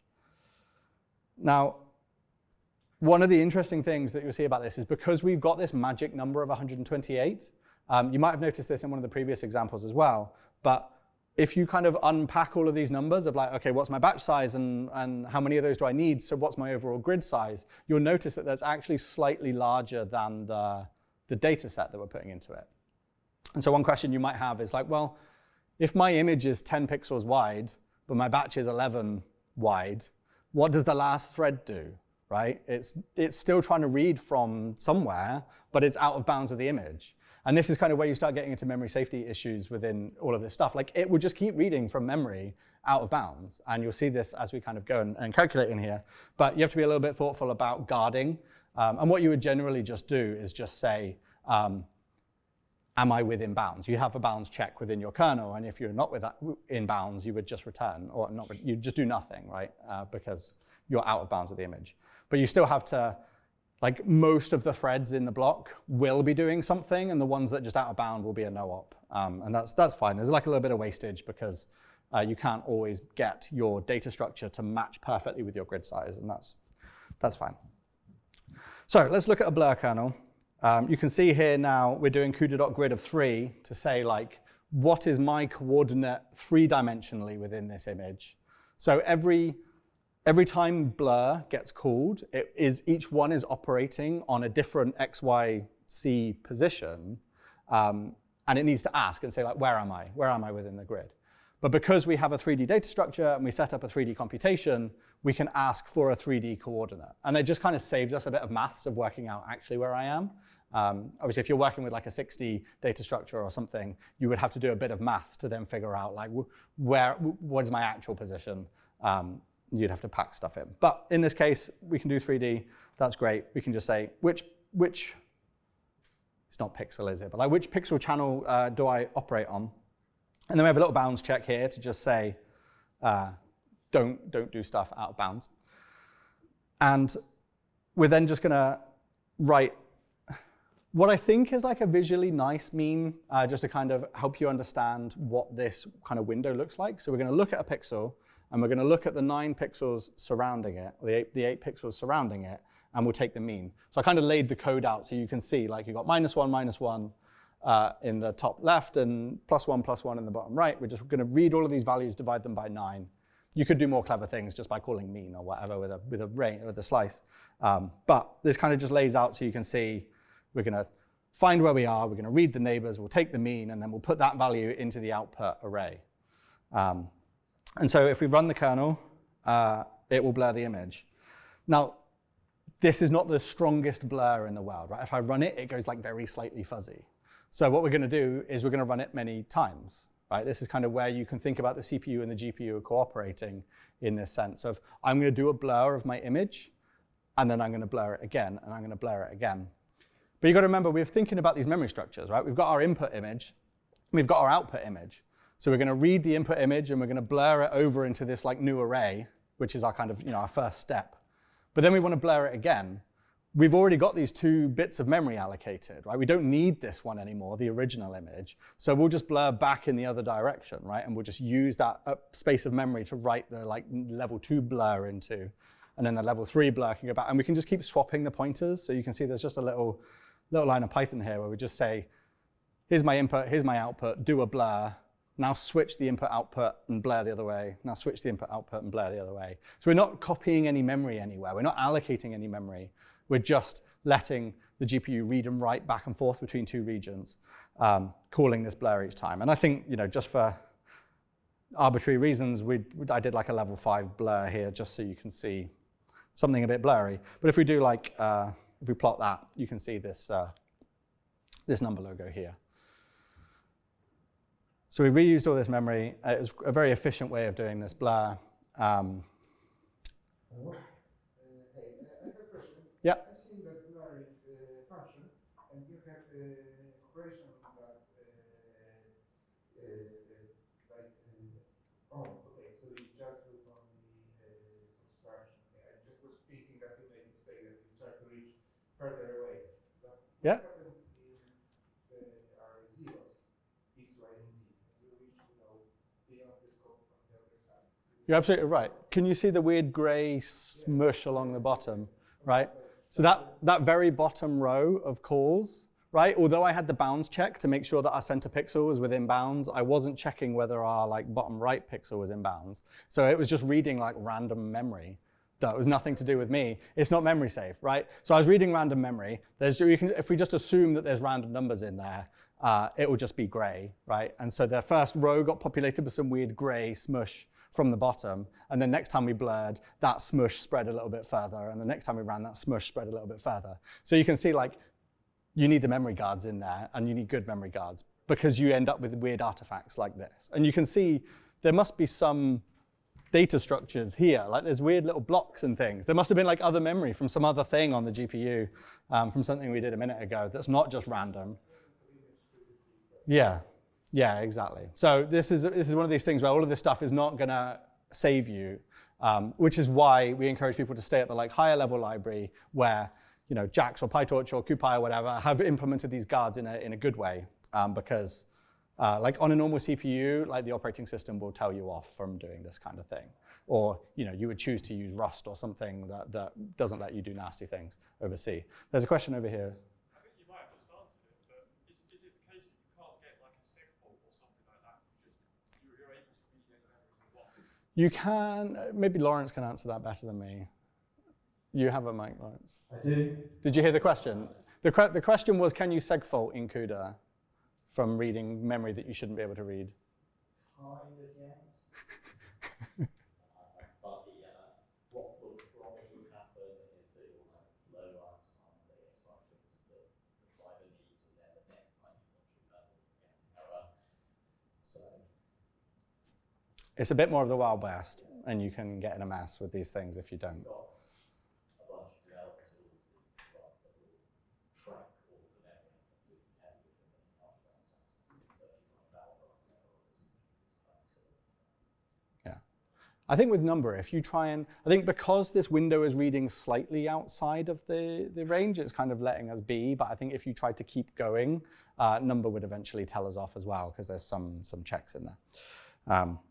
Now, it is past and break time. The next lab here is this grayscaling one. It's exactly the same challenge, but instead of blurring the image, we want to just make it black and white, grayscale, whatever. And so the way you would calculate that is I've got my image, and I want to window over it, but I want to take the mean across the color channels, right? And this is kind of the first example we have where we have our input array, which is a 3D computation, and our output array, which is a 3D data structure. But the computation itself is two-dimensional, right? Because for each pixel, we want to read all of the channels and take the mean across them. So this is like the first example of having a different shaped computation to the shape of your data structure, because the thing you're trying to do has like a different shape conceptually. So please go and enjoy coffee and everything, and then come back. Feel free to do the lab in the beginning. Otherwise, I'll give 5 minutes at the beginning to kind of run through this, and then we'll go through the answer. Thank you very much. OK, welcome back. Lots of you came back. That's good. I appreciate this is a long tutorial, so thank you for all coming and hanging out again for this one. Is there anybody that's still doing the lab that wants to keep doing the lab, or should we dive into the solution? Hands up if you want me to wait for a few minutes. Cool. There was like one. So apologies to the one. I am going to do the solution. OK, so like I said at the end of the last one, this is the first situation where we're thinking about we have a data structure with a shape, we have an output data structure with a shape, and then our computation has a slightly different shape. And so we have to just think about how do we want to index this? How do we want to kind of map these things together? So we'll do the same things we did before. Import matplotlib, get our Numba logo read into a NumPy array. We'll shove that down onto the GPU. But now we want to think about things in a two-dimensional way, right? We've got this 3D array of X, Y, and the color channels. But we want to just operate on each pixel, right? Each X, Y position. And we just want to take the mean of the red, green, and blue channels to convert things to gray. And so although we have a 3D array, we want a 2D calculation, right? That's gonna run over this. So again, magic number of 128. Let's make a batch size, a block size of 16 by 16, just to multiply those together. And we'll work out how many windows of 16 by 16 do I need to fill my whole shape. And now let's write a simple little kernel that will do what we've been doing. We're going to take the image in and the output array in. And then we're going to ask, who am I? Where am I within the grid? This one I feel is like one of the more tangible ones, because you're literally just saying, what X, Y position within the image do I need to operate on, right? So we get this X, Y coordinate in each call. We're going to do our bounds check again to make sure we're in bounds. And there aren't any kind of out of bounds errors in this one, because we're just operating kind of through the image. And we're going to take the red, green, and blue channels, and we're just going to calculate the average of those channels. And then in the output, we're going to update red, green, and blue all with that average. So they're all set to the same value. That effectively just grayscales our image. We're also just going to pass the transparency channel, the alpha channel, all the way through, because we don't want to average across transparency. That's not kind of what we're doing. So, but we need to remember that because we're modifying memory in a new array, we have to copy that value, right? It's not already going to be there for us. So we'll define that, and we run that. That'll be nice and quick. And then if we have a look at our image, we have a grayed out version of our logo. So, any questions about any of that before we progress? Yeah, go on. There's a mic. I guess you can optimize it by reducing the amount of dimensions. You don't have to I mean, you could optimize it by reducing the number of dimensions, but the number of dimensions in the output image is the number of dimensions that we want to write to our file format, right? We want to put this back into a PNG. Like, that is the shape of a PNG image, right? And so you could write a custom writer. You could have like a custom memory representation and then a custom writer to do that. But Okay, so that wrapper, should I agree, is referring to the image dimensions or input dimensions or output dimensions? If you have to like put 3-dimensional input and 2-dimensional output, can you actually do the 3-dimension, getting 3-dimension on that grid or not? well, I mean, I guess you have to think about like the input memory and the output memory in this case is the same, right? Because it's a PNG image. We want them to be the same shape and size. It's only the actual computation that has a 2D shape to it. But if you want to have the Yeah, if you want to have a 2D, you can do whatever you like, right? It's just you won't be able to write that straight to a PNG with matplotlib because matplotlib won't know what to do with the. But you can do whatever you want, right? Like the input, the shape of the input and the shape of the output don't have to match. They can be whatever, and the shape of the computation doesn't. Like you choose those things based on whatever you're trying to do. In this case, like in the first example, they were equal, right? Like the input array, when we blurred, was the same, the computation was the same, and the output was the same. In this one, we've got a different shaped intermediate one. If I was doing a reduce of some sort, my output array might be like one-dimensional. If it's, depends what I'm doing. Okay, so this is kind of the end of the low-level numbery bit, right? So we spent a lot of time digging down into how to write code directly for the GPU. We've thought a lot about memory. We've thought a lot about computations and things. What I hope you take away from this is kind of thinking about like this GPU is this parallel processor. It can do these kind of operations. Like, you hopefully now understand why like a blur is fast on the GPU, right? Compared to going through on a CPU and doing it sequentially. Now, as we kind of move up the stack, we can look at an operation like numpy.mean and be like, okay, I can understand that if I was going to do a mean in parallel, I would probably break up my array into like sub-arrays, and I would take a mean of each of those. And I could do that. That's embarrassingly parallel. I could do that in parallel on a GPU. I could then collect that intermediate result and do a mean on that. And if I've got a really big array, I could have multiple levels of kind of reducing down to this mean. I can kind of conceptualize why CuPy.mean is way faster than NumPy.mean, right? Like it's just, it maps into this parallel kind of world. But hopefully we won't have to write too many more of these. We will come back to Numba a little bit as we get into cuDF, but let's change speed a little bit and just talk a little bit about kind of diagnostics and understanding the hardware itself, right? Because we spent a lot of time talking about this GPU device as like it's another computer inside my computer.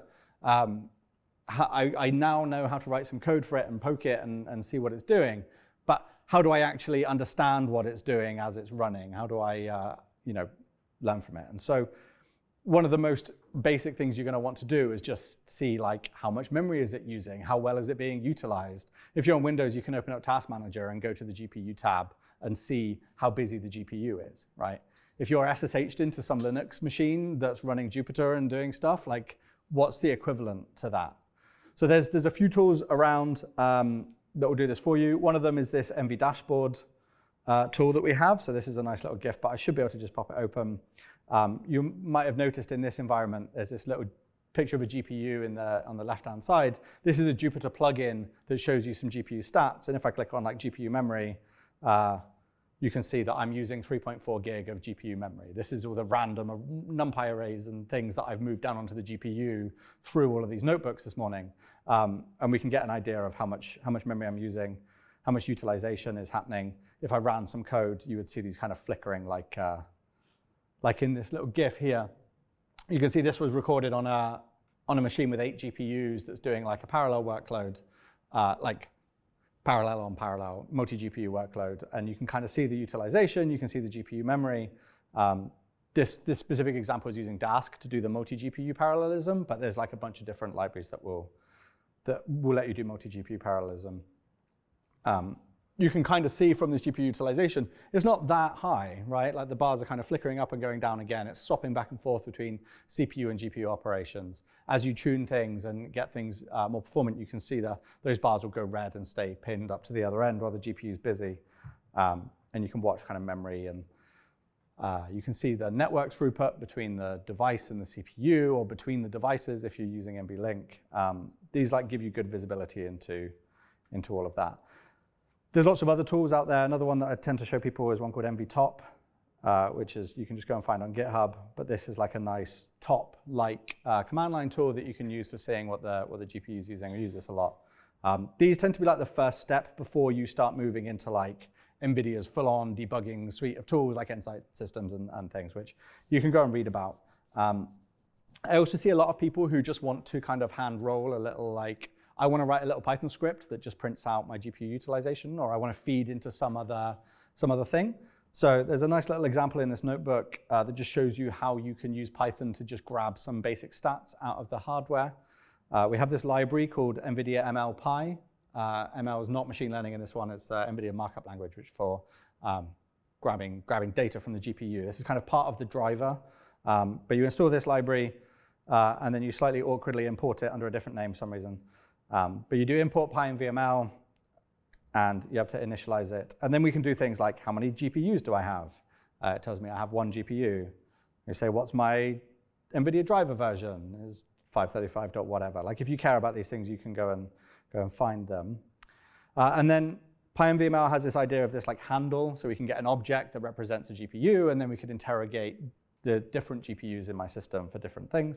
So if I just grab a list of my GPUs. I've only got 1 of these in this machine that we're running. In my desktop machine that I have at home for all my development work, I have 2 GPUs. This would return 2 things. You might be on the cloud and have 8 or something. But we can say, like, get my device name for these GPUs. So this is an NVIDIA A10G that we've been gifted in this VM. But you know, it could be a T4 or a 5090 or whatever you're using. And then you can ask things like, give me the memory info, like how much memory have I used in each GPU. This is showing me, this is giving me gigabytes, so 3 point whatever gig. How much memory is free?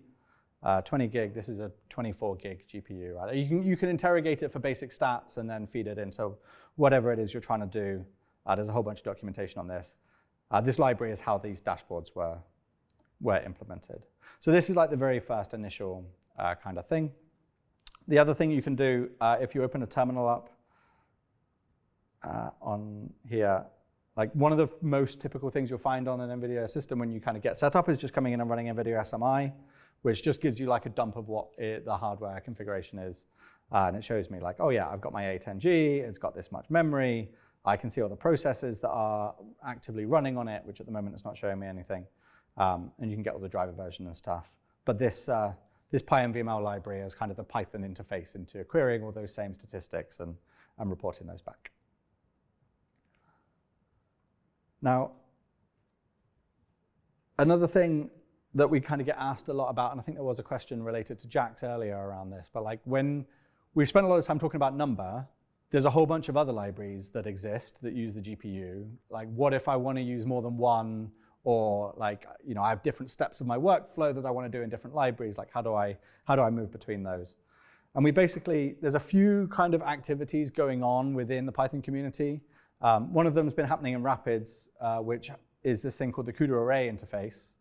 And this is like a private method that you can implement on an array-like object. So the maintainers of CuPy, Numba, PyTorch, like everybody's kind of worked together to implement this interface. And it allows you to export almost kind of all the memory pointers of a device array and put it into some other Python object. So I can take a CuPy array and I can just convert that to a PyTorch array, tensor. Because on disk, in memory, it's the same thing, right? It's just a C-style array of data. It's just wrapped in a different library. This method lets the different libraries kind of communicate with each other and just swap around. So I can load some data with NumPy. I can push it to the GPU with Numba. I can then use CuPy to do some like NumPy style operations. I can switch to PyTorch and run something else. Like I can do all of these things without copying data back and forth, as we learned is like a bad idea. And a lot of this is kind of been implemented in these libraries. And then within the PyData community, there's a larger effort, part of like the array API, to kind of standardize a lot of libraries that provide array interfaces. And all of that stuff is built on top of DLPack for doing the same kind of thing. So you're just saying like, look, I've got this array in memory.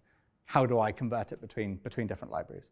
And so just to show an example, I'm not sure what I've got in this Python environment actually that will run from this, but we'll talk a bit more about CuPy in a minute, right? But CuPy is just NumPy that runs on the GPU. The idea is that its API is identical to the NumPy API. If you know NumPy, you already know CuPy. So I can import CuPy as CP and just make a nice big random array in CuPy. And I can see that it is a CuPy ND array. And now I can just give it to Numba and say, like, make this one of those like Numba device arrays that we've been operating on in the examples so far. You just say toDevice for the array, and this will kind of inspect that object and say, oh, this is already a GPU device array. I'm not going to do anything. I'm just going to give you back a number pointer to the same thing. We could also, have I got PyTorch on here? I can't remember if it was in the, oh yeah, okay. So if I import torch, I can do like as tensor on that number array, and I now get like a PyTorch tensor that is still pointing to that same piece of memory. So I now have a CuPy array, a torch tensor, and a number array that are all pointing at the same piece of GPU memory. And if I modify that memory through any of them, like the changes are like reflected in, whichever. So I've kind of got these different ways of pointing at different things. And it basically just means all of this stuff is portable, right? You can choose to use different libraries. You can swap around anything that supports these kind of standards within the PyData community. If something will take a NumPy array or a CuPy array or whatever, you can give it these other objects as well. So you shouldn't be limited by whichever library, which wasn't true. If you go back kind of 5 or 6 years, that wasn't true at that point, and you were kind of locked into one library, whereas now it's a lot more easy to move around between different libraries. Any questions on that portability? Yeah, there was a question there. I see that the Python data ecosystem is slightly moving towards Arrow as well. Yes. And I was wondering how NVIDIA's libraries interact with Arrow. Yeah, sure. So the question is about the PyData community using Arrow for tabular memory data structures. Like if you look at cuDF, which is our like pandas implementation, it uses the Arrow memory layout. If you look at other, Polars uses it as well, right? And like everybody's kind of standardized around the same thing. In the same way that like NumPy and that use like row major C-style arrays, like the data frame world is using Arrow for their memory structure, right? And so it allows you to do the same thing. You can swap from one library to another and just pass the Arrow pointer around in the same way, and you can get different views onto the same set of memory with different libraries.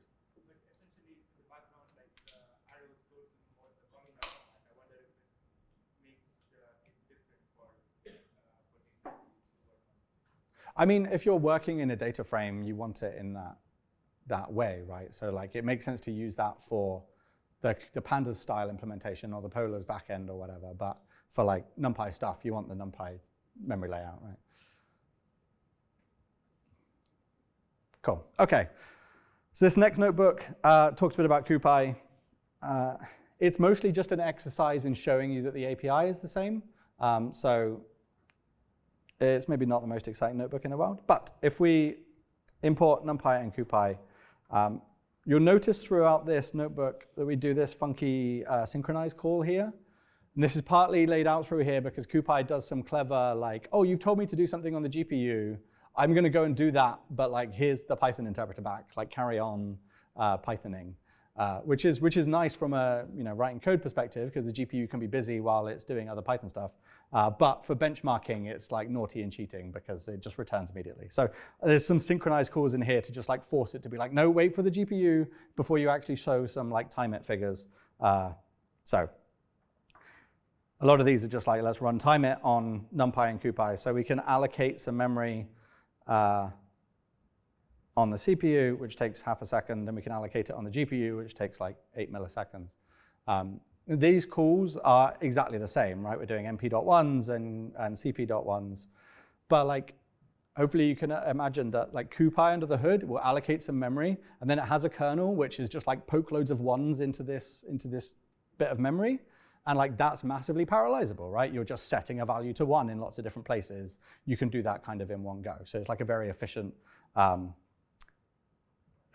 thing you can do. And then, you know, let's take all of those ones and multiply them by 5. When we do small problems, it may or may not be faster because there is some CUDA overhead in here. So the first time I ran this, it went a little bit slower because there's some things going on in the background that are kind of causing the CUDA stuff to take longer. Right? The actual CUDA computation was much faster, but there was some setup, some initializing. And so sometimes when you're playing around with these libraries, you might notice stuff behave in a way that's kind of weird. And I wanted to show you some like small problems. If I run this again, it's much faster now. Like the first time I ran something, it was very slow.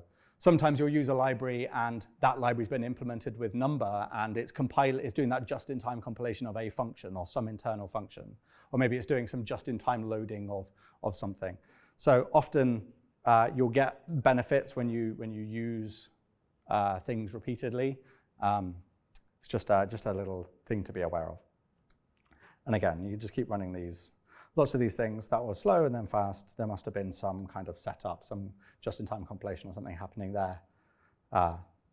You also do find this between different GPU variants as well. Sometimes when you build code, or when you package up CUDA code, sometimes you package up for a few different GPUs, but there's so many different GPUs on the market that it might not have built binaries for those, and it might do some just-in-time compile or caching type stuff. So just something to be aware of. But the nice thing about libraries like CuPy and things is they fully implement like the API of the library that you're used to. So even like the whole linear algebra like submodule in CuPy is there. And so we can do like an SVD between CuPy and NumPy. Even if that operation doesn't make as much sense to do on the GPU, we can still kind of run that calculation. But again, like if you understand what is happening in this call, you can maybe map on this understanding of like, I understand what this parallel process is doing. This thing I'm doing is fundamentally not a parallel thing. I understand why I'm not getting good performance here compared to like, oh, I'm doing some element-wise operation and it's hundreds or thousands of times faster. Like just having that intuition can help you understand like when is a GPU going to benefit me in my work or within the piece of work that I'm doing. One other thing we can do is because of there's some nice stuff within NumPy where if you use the top level NumPy functions, right, import NumPy as MP and then do MP dot whatever, if you give it something that's not a NumPy array, it will have a look at it and say, is this kind of a NumPy array, right? It has one of these kind of hidden dunder functions on it that says like, is this implementing NumPy-like stuff? And so if it is, it will just dispatch that call. So if I initialize my data with CuPy, I can still keep using NumPy throughout the rest of my code and just pass it CuPy arrays into whatever operation. And it will look at it and go, oh, this is a CuPy array. I'm going to call the CuPy.linearalgebra submodule instead of the NumPy.linearalgebra submodule. And it does dispatching under the hood like that. So you can see, sorry. A lot of the time you can just change like a couple of lines. If you're going from this like, you start at that top 0 code change level where you're like, oh, this is cool, I'm going to use a plugin and everything will be magic. The next step down is like, when I create or load my data, I'm going to use a GPU library so that I am intentionally putting this on the GPU, but then I'm going to carry on as normal. So sometimes you can just like modify a few lines when you're loading data to start it on the GPU, and then everything from that on will run without rewriting loads of stuff. The other thing, I guess, is when you're using the like magic zero code change stuff, you're letting it drive for you, basically. But if you have a machine with more than one GPU, there was a question about this earlier, like what happens if I want to intentionally make an array on one GPU and then another array on another GPU and have them both chugging through some computation at the same time? You're at this like next level down where you're using a library like PyTorch or CuPy or whatever to be very explicit about which GPU do I run on. And they expose these in all different ways. Like CuPy has this has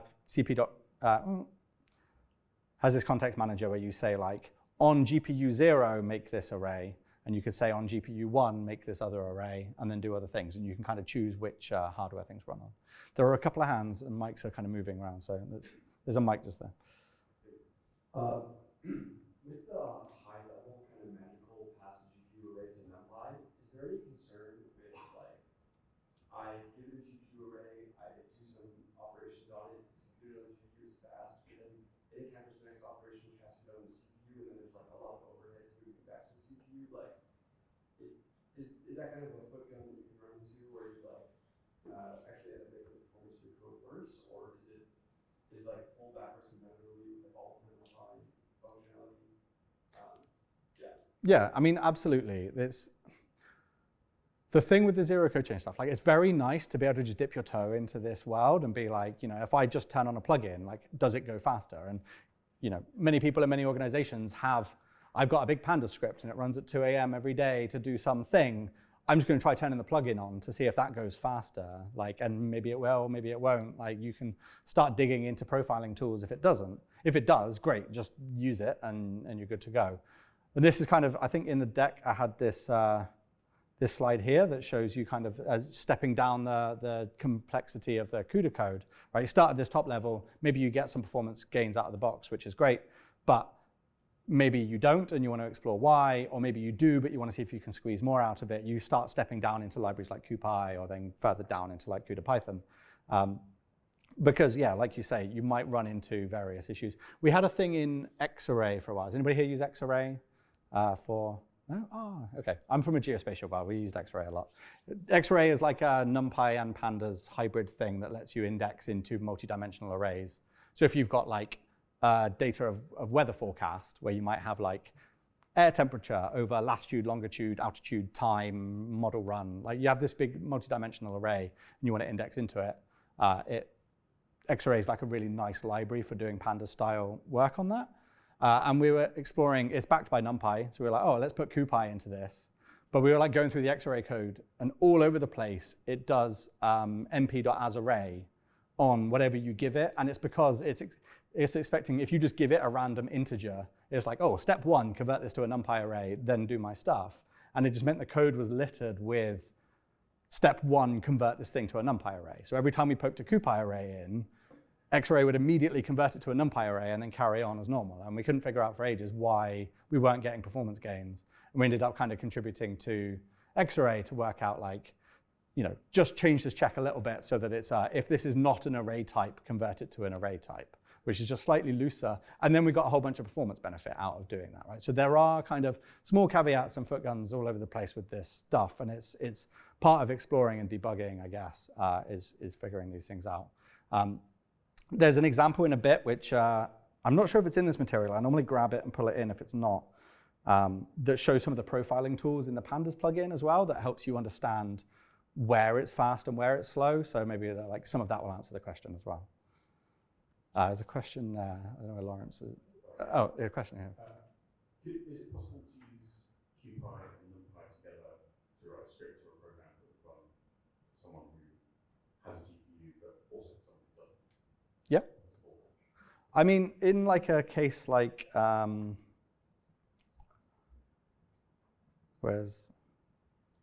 was a little example here that just did this one, right? You might just have like if GPU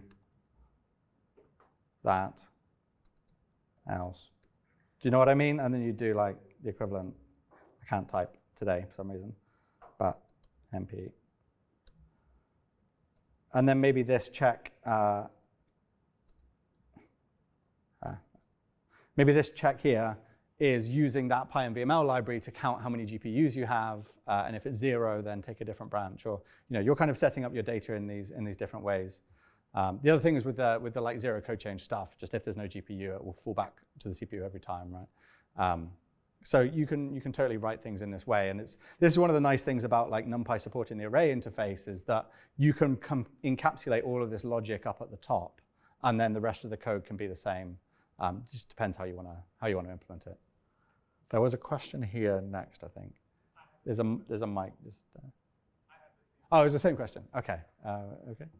Then, if there's zero code change syntax, then you could also just replace the import statement. So that's what the zero code change stuff is doing internally. It's hijacking the import. One of the challenges, I guess, is I don't know if anybody else feels this way, but like Pandas is huge, right? Like the API service of Pandas is just absolutely insane. There's 100 ways to do the same thing in every kind of possible thing. Because it's this wonderful open source project that's grown organically with so many contributors, it's not been designed. Like, this is why so many people are excited about Polars, right? Because it's like, okay, let's try and rebuild this whole thing, but we'll design all the API up front, and kind of how would we do this, knowing everything we've learned over however many years of Pandas existing. So when we come along to implement cuDF, and it's like, okay, we're going to re-implement Pandas for the GPU, like we have to try and match that whole giant API surface, which is just an unachievable task, right? So we've had to make decisions about where do we start, what do we implement first, are we going to implement every single method, all of this kind of thing. And so you could import cuDF as PD and carry on, but we don't guarantee like perfect compatibility. Whereas if you do load extension cuDF.pandas and then import pandas as PD, we'll hijack that import, and then every time that we have implemented it, we'll use the GPU version instead.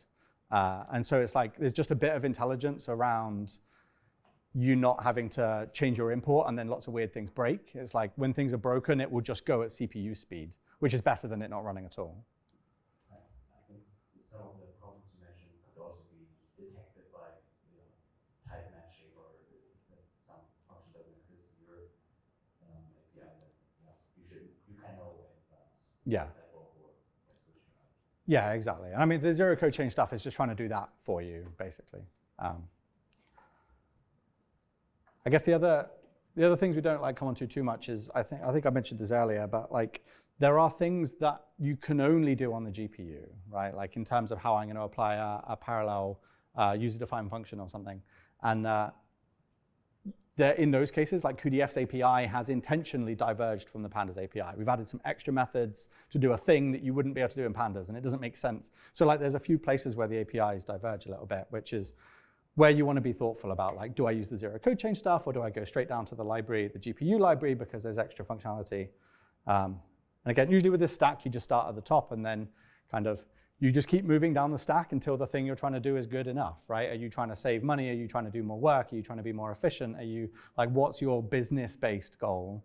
You just keep digging your way down until you've satisfied that business goal, really. Okay, that was CuPy. Now, next there is a CuPy lab, which I'm tempted to skip because it tests your NumPy knowledge really more than anything, because it's just like do a bunch of stuff with CuPy, and then by the end of the lab you go like, oh yeah, this API is exactly the same as the NumPy API. So given that this is a PyData conference, we run this in different places, but I don't feel the need to test your brains like that. I'm also going to skip over this MVMath one and go straight on to the CuPy lab. But feel free, like I said at the beginning, you have access to all this material for a bunch of time afterwards. So anything that we skip over, please feel free to have a look at in your own time. But let's look a bit at cuDF. So this is one of these, next tier down things in here, right? GPU Python libraries, third tier down. cuDF is pandas for the GPU. At least what we're exposing here. And doing things is exactly the same, right? So if I import cuDF and I import pandas, I can do things like in pandas read CSV. I can read this little CSV file. And if I do the same thing in cuDF, like the API call is identical. I mentioned earlier in the Numba thing that like GPUs don't really like strings because they can be arbitrary length memory structures. At the Numba level and the like low level, that's true. But as you start moving up into higher level libraries, you can start using higher level abstractions. And we have this thing called cuStrings that lets you do strings.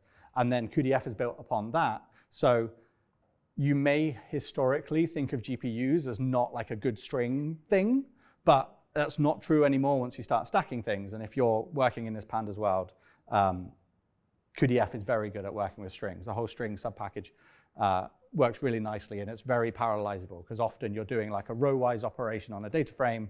I want to uppercase a whole column, or I want to lowercase a whole column, or something like that. That parallelizes really nicely on the GPU because it's an embarrassingly parallel operation.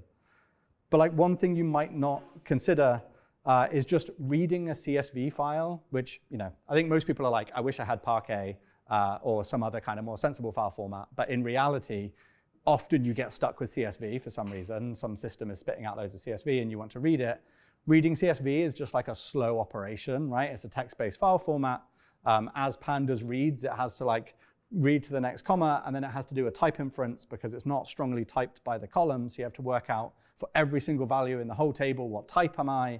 And there's like a whole bunch of stuff that goes on there. That's all hugely parallelizable. And so, using cuDF's read CSV is extremely efficient compared to like pandas' read CSV. So these little places where you can get some really nice benefit. I do remember, it was a few years ago now, but I'm sure we had a customer who bought a GPU machine, and we were like, oh, that's great. What are you doing with it?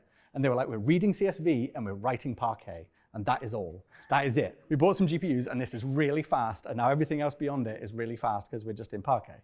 Right? Like they had enough CSV data coming in that it was worth them optimizing to a GPU machine to do that conversion because it was so efficient. Now, like the rest of this notebook is kind of showing you pandas-y things, right? I can set the column names. I can do whatever pandas-y stuff I want to do.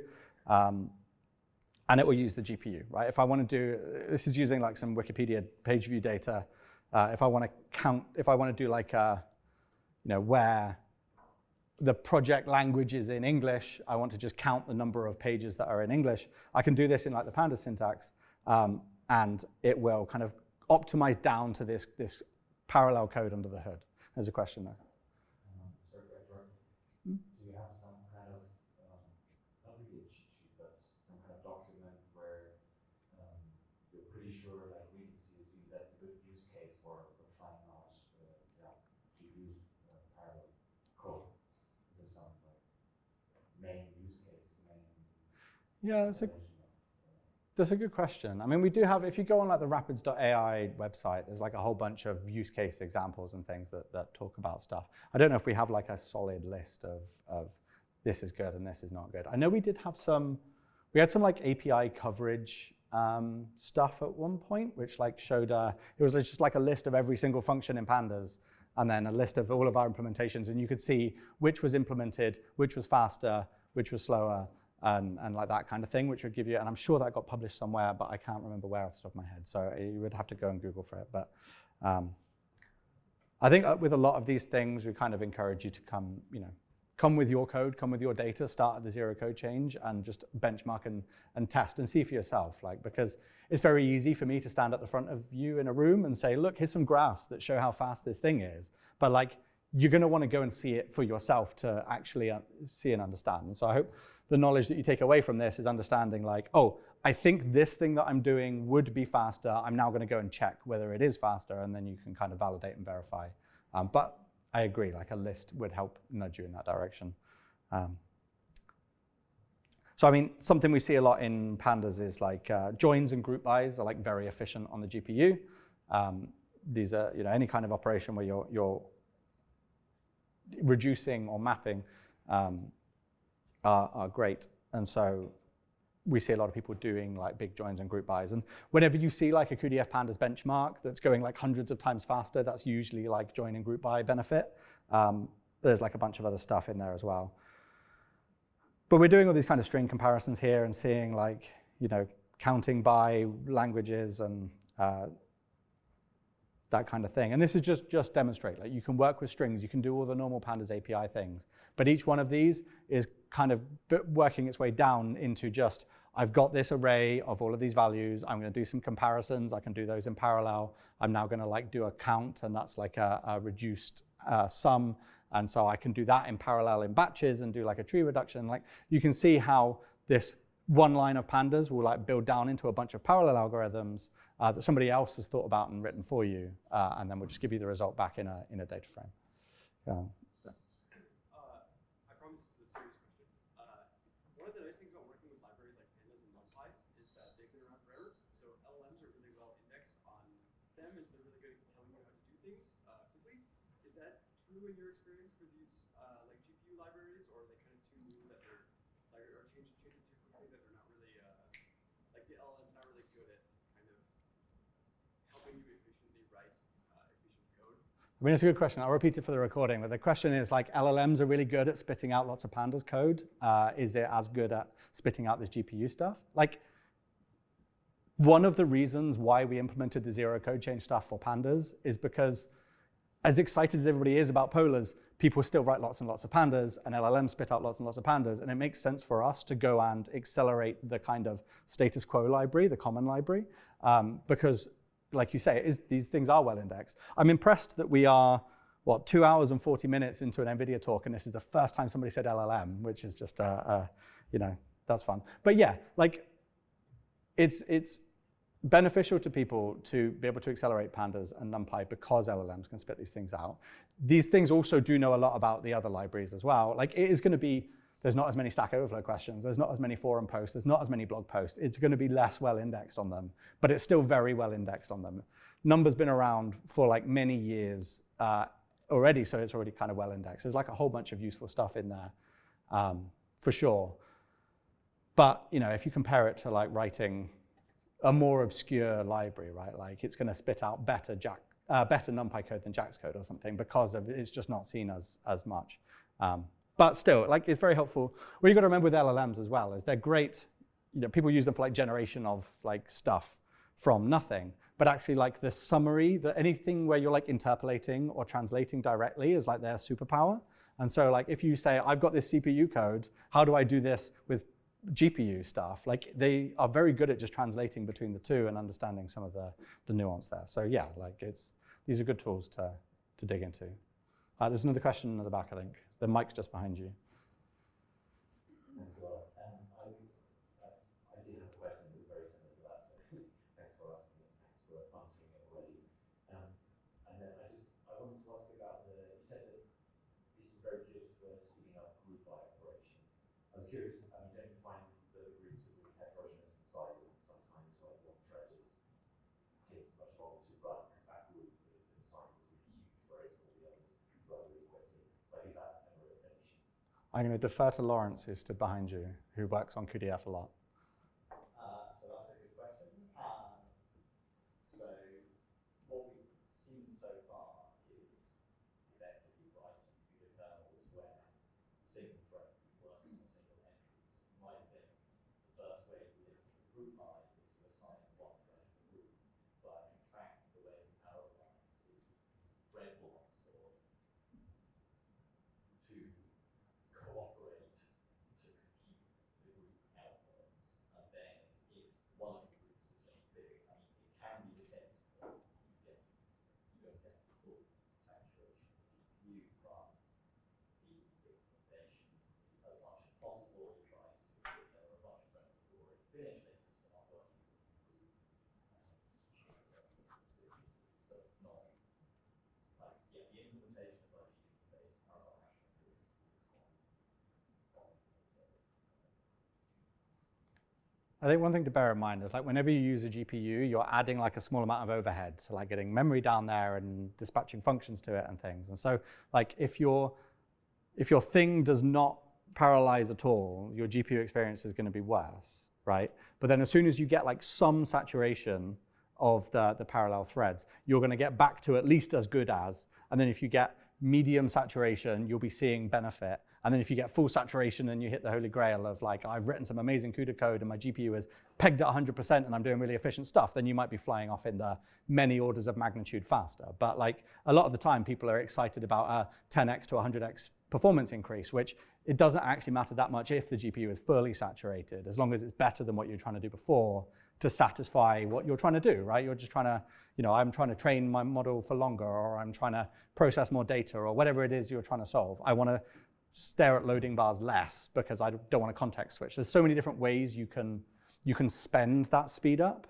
I gave a talk at this about GTC a couple of years ago, actually, which is on the videos online somewhere. But it's like, if you speed up your code by 100 times, like you can spend that however you want. You can pay 100 times less money for compute time, or you can train 100 times as many things, or you can process 100 times as much data, or you can produce 100 times less carbon, or like whatever, those numbers are kind of fuzzy. But like you have this acceleration that you've kind of gained by switching to this library. How you spend that then is up to you. And you might get 10x and you want to spend 10x, you might get 1,000x, and it's whatever your business will benefit, or you personally will benefit from that.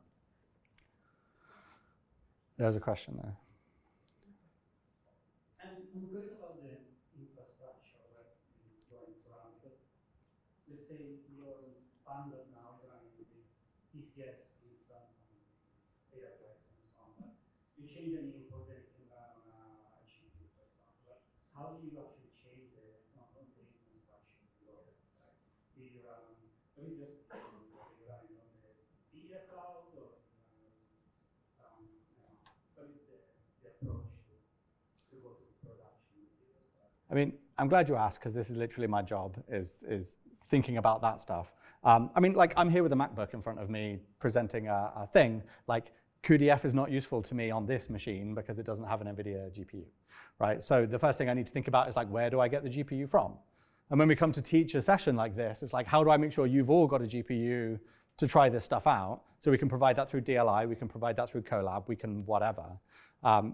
And for like your own development work, like maybe you want to use those environments for doing that. Or you go and spin up a VM on AWS, or maybe you'll go and buy a desktop. Like I mentioned before, I have a desktop at home with a GPU in that I SSH to from my laptop to do all of my work on there because it has local hardware.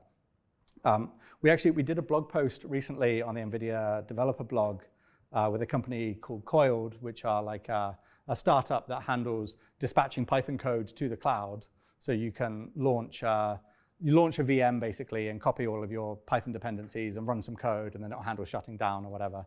Like, we wrote a blog post with them because like they have a command line tool that you can just say, run this script on the cloud, and it like handles setup, execution, and teardown, and it's very fast. And because we have a command line tool that is run this pandas script with the cuDF pandas plugin, you can just chain those things together. So it's like run this script on the cloud with the cuDF pandas plugin and a GPU, and you're basically just dispatching a script from your laptop to some ephemeral cloud place that is going to execute very quickly and shut down. You're going to pay like a 2-minute startup cost for that, right? Before it actually starts executing. So if your script takes 30 seconds, it's not worth it. If it takes 30 minutes, it's definitely worth it. It's up to you to kind of figure out where the benefit is here. But often we see people are, either working locally on a laptop where you have to think about like, how do I, is there some kind of platform that's going to give me a remote environment with the GPU that I can use? I'm going to use Databricks, I'm going to use Coiled, I'm going to use SageMaker, I'm going to use, like, insert name of data science platform here. And I spend a lot of time thinking about how to install these libraries in those places. But you also then see people who are like, okay, we have a daily workload that runs, we have a Kubernetes cluster, and it's going to run this kind of streaming pipeline or some data ingest pipeline or I'm going to retrain a model every night, and I'm going to score it, and I'm going to do A/B testing and then deploy into production with a canary. You get to very advanced, complex kind of MLOps pipeline type things. And then you have to start thinking about, well, how do I add a GPU node to my Kubernetes cluster? And then how do I ensure that it schedules onto the GPU node? And we have tons of documentation on how to do all of this. You end up seeing these big systems that are set up where I have a script. Maybe I'm trying to do like data enrichment. So I have a model that is going to predict something, and I just want to stream my data through the model so that I want to tell whether a credit card transaction is fraudulent or something. And so you're going to deploy that model somewhere running on a GPU, and then you're going to have some streaming pipeline maybe running on some other GPUs, and it will be inferencing. And there's all different ways to set these things up. Like NVIDIA has cloud offerings. We have this service called Brev, which like gets you VMs on various cloud backends, and it shows you kind of the best prices to go and get. Like you can use that. You can go direct to our cloud partners. Like all of the major clouds have got GPUs. Like we're in one of these situations, I guess, where like we make the GPU. So like you can just get that from so many different places. This is my biggest headache is documentation. It's like, how do I document how to deploy data science workloads on the cloud? Like that's just such a nebulous question, and there's like a million different ways. So like a lot of our documentation is just kind of created by, like I'll have conversations with people at this conference, and if lots of people say to me they're using a cloud platform for something, I'll maybe go and improve that documentation page because there's signal that that's like a commonly used thing. But if you go to docs.rapids.ai and go on deployment guides, there's like a whole ton of stuff in here. One of the pages I particularly like is this workflow examples thing. And these are all kind of, basically every single one of these is based on a customer conversation we've had where someone said, I'm loading data like this, I'm training a model a bit like that, and I'm storing it in this place. This is the stack of tools we've chosen to use. How do we GPU accelerate? And we've like built out an example that shows them, okay, you're using S3 and you're using Kubernetes and you're using whatever, here's an end-to-end thing. And each one of these uses like an opinionated stack of tools because everybody has an opinionated stack of tools. And these hopefully represent common cases because we know people have come and talked to us about this.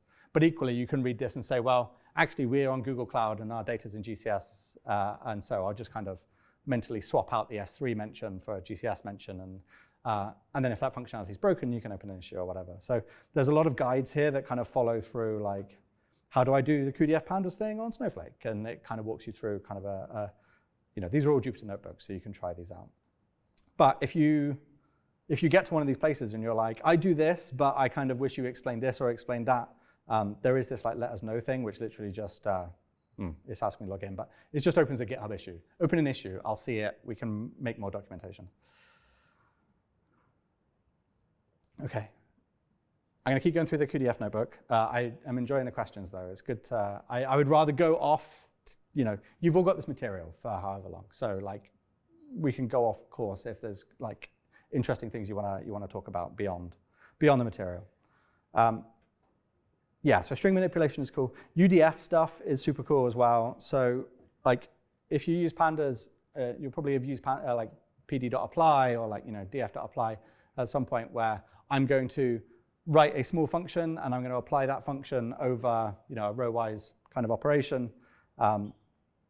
We've kind of wrapped all of this stuff up in cuDF so that if you write a UDF like this, where you just, there is, I want some little bit of custom logic here. So this one just says like, if, I'm going to operate on each element in a row, each element in a column, and it's an integer, and if it's less than 5, set it to 0, and if it's not, like pass it straight through. Right? You might write some little bit of custom logic like that, and then in pandas you would do like, dot apply with my little function, or maybe you do like a little inline lambda function. What we do here is we actually pass this, we wrap this up in some extra bits and pieces and pass it to Numba. Numba will do the just-in-time compile down to the CUDA code. You don't have to worry about any of the threads and blocks and grids and whatever nonsense because we can pre-calculate all of that for you based on the length of the data frame and all that kind of thing. And so you can just write normal UDFs and you can pass them to like pd.apply and it will execute that. It will compile and execute that on the GPU for you and give you the result back, which is great. But you can also think about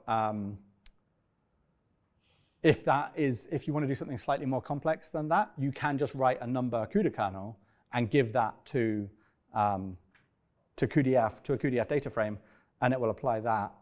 And the way that it handles this is that, say you want to create a new column that's based on an existing column.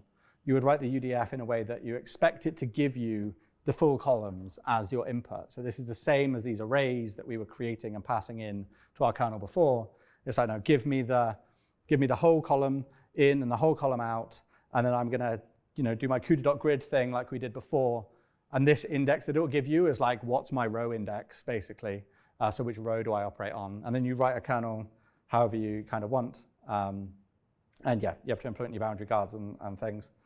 But if you want to multiply every item in a data frame, you can do the like for all operation yeah, okay, let me explain that. So this, when you decorate these functions with CUDA.jit, like it becomes a CUDA kernel, but it also adds these extra little bits of syntactic sugar to the function, so you can kind of map them over things.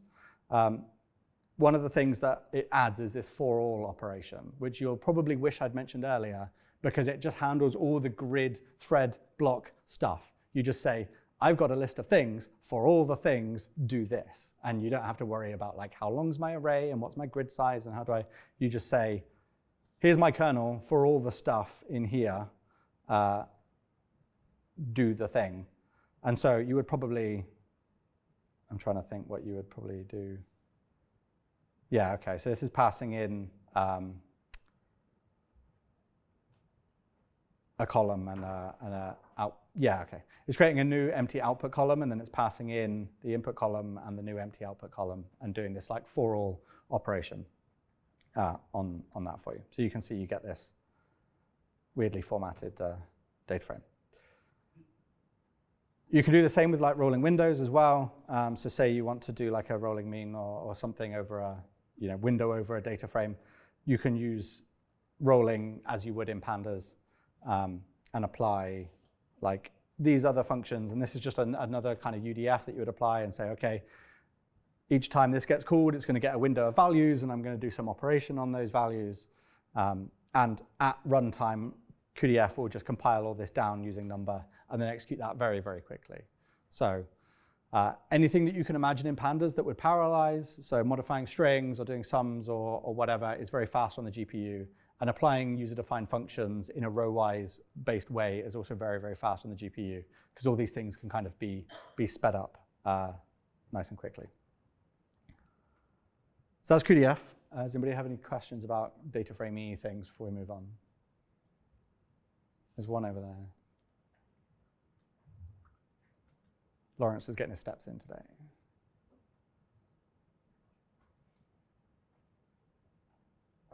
So maybe it's a very sort of basic level you could think of, I guess, pandas as NumPy with extra data going on. Isn't the relationship the same between CuPy and cuDF on GPU level, basically? It's not, I think. Is that, like, cuDF doesn't use CuPy arrays, right? It directly creates, like, so cuDF is built on top of another library called libcudf, which has like C++ backend. So there's a few different ways to implement like GPU accelerated Python code. You can write pure Python like this and implement things for the GPU. You could also write C++ code that compiles for the GPU and then bind that through to Python. Different libraries are written in different ways. It just happens that cuDF was written in C++. It has like a C++ backend and then is exposed through to Python. And it doesn't use CuPy. But you can still move between the two quite easily because of all the like array API compatibility stuff. So if I've got a data frame of values and I wish I had a CuPy array of those values, I can convert that in like a zero copy way, and then I'm in CuPy, and then I can switch to PyTorch. I can, you can kind of jump off wherever you need to go. So conceptually, yes, but technically, no. But that's kind of an implementation detail in this case. What advantage does sort of just using the CUDA decorator to write your UDF give you? So the advantage, so you mean as opposed to writing a pure Python function compared to the CUDA-JIT decorated? Yeah, so like when you write the pure function, it's a element-wise operation over the column, right? So each time it's called, it gets given one value, right? And so, and then that gets kind of wrapped up in like a bigger parallel call that will happen.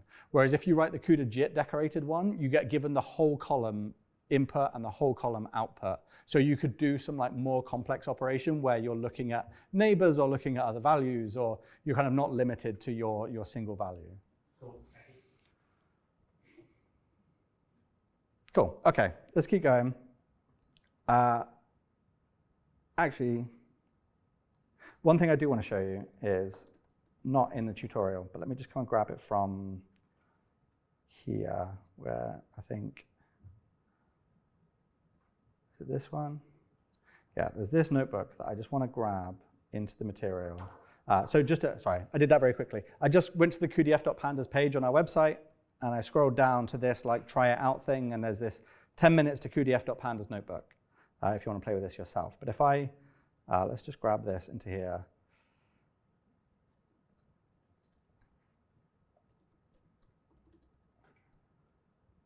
Let's just grab that, CuDF.pandas.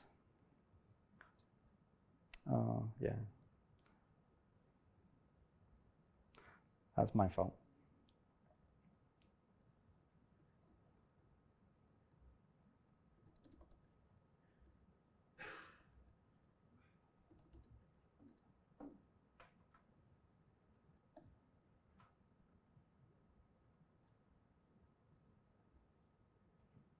Okay. So this notebook is kind of our demo notebook of CuDF.pandas, which it basically it demonstrates some of the things I've told you and kind of asked you to take on faith here. But if we download this,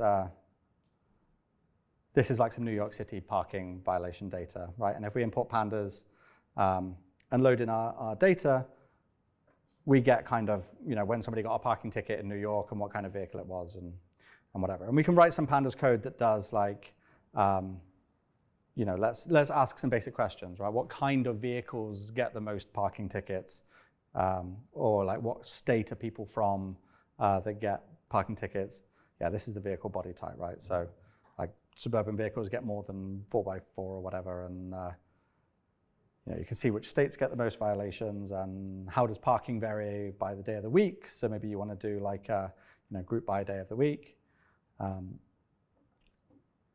And this notebook is basically like a timing thing. So it's like, okay, it takes of the order of 10, like seconds to do this. So it's like 4 seconds for that first operation, half a second for the second operation, and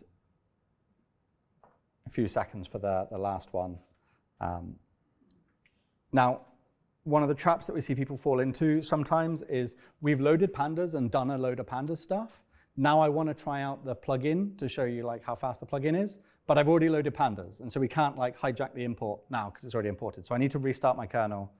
I'm going to hit restart in the UI. You can also run this magic cell. But then to do this in a notebook, we just have this load extension cudf.pandas, and if I load this, it just kind of preps us for things. And now when I import pandas as PD, we actually get like a secret little shim that does the same thing, but now instead of this taking 4 seconds, it took 1 second. Instead of half a second, it took 12 milliseconds, and a few seconds down to a few hundred milliseconds, right? These are kind of very noddy, like I've got some pandas code, I'm just going to turn the plugin on and see how fast it goes, kind of examples. And that's great and everything, and you can go and try it for yourself. But I want to show you, we have this thing within the accelerators where you can profile your code and see actually what's going on. So if I do this like cudf.pandas.profile magic at the top of the cell, when I run whatever operation this is, it like prints out this table to show me, this is the number of time that was called, this was the number of times we used the GPU to call a function, this is the number of times we fell back to the CPU to use that. And I think this example used to fall back to the CPU on one of these steps because there was some functionality missing. I assume the functionality has been implemented because it didn't fall back anywhere. But this is the kind of thing that would show you like, oh, we called, it's the min that used to fall back. So it's like, oh, we called min twice, but if it fails, you will also see it in the CPU count to be like, oh, we tried this, it failed, we called it on the CPU instead, and on the CPU it took this long. And so that's like really helpful of just understanding, I'm going to take my script wholesale, I'm going to run the zero code change thing, and if it wasn't as fast as you thought, or you want to see if you can get more performance, you can go and have a look at this profile and see like, oh, actually this operation wasn't implemented or it fell back. Is there another way I could do this that will leverage something that's built in? I saw a couple of hands pop up there. There's one here.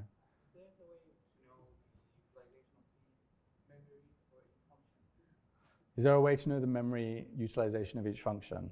I mean, you can look at the various tools and dashboards and things to understand what it's doing as it's running.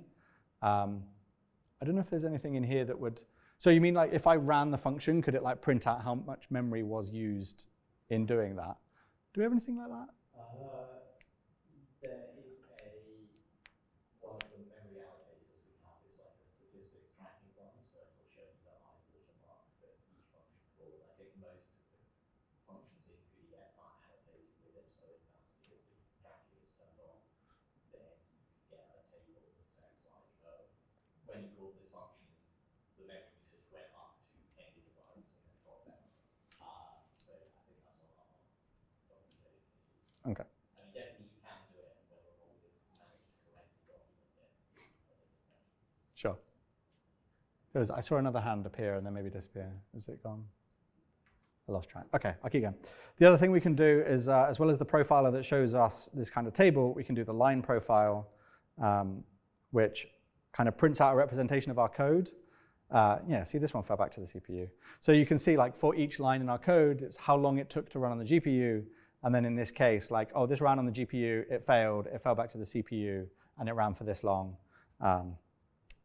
I don't know why they were different there. And the rest of this notebook kind of goes on to explain how the like magic import hijacking stuff works. So if you have any like interest in kind of exactly what's going on, you can go and have a read through. But I'm not gonna dig through exactly that material now. There was another hand at the back there.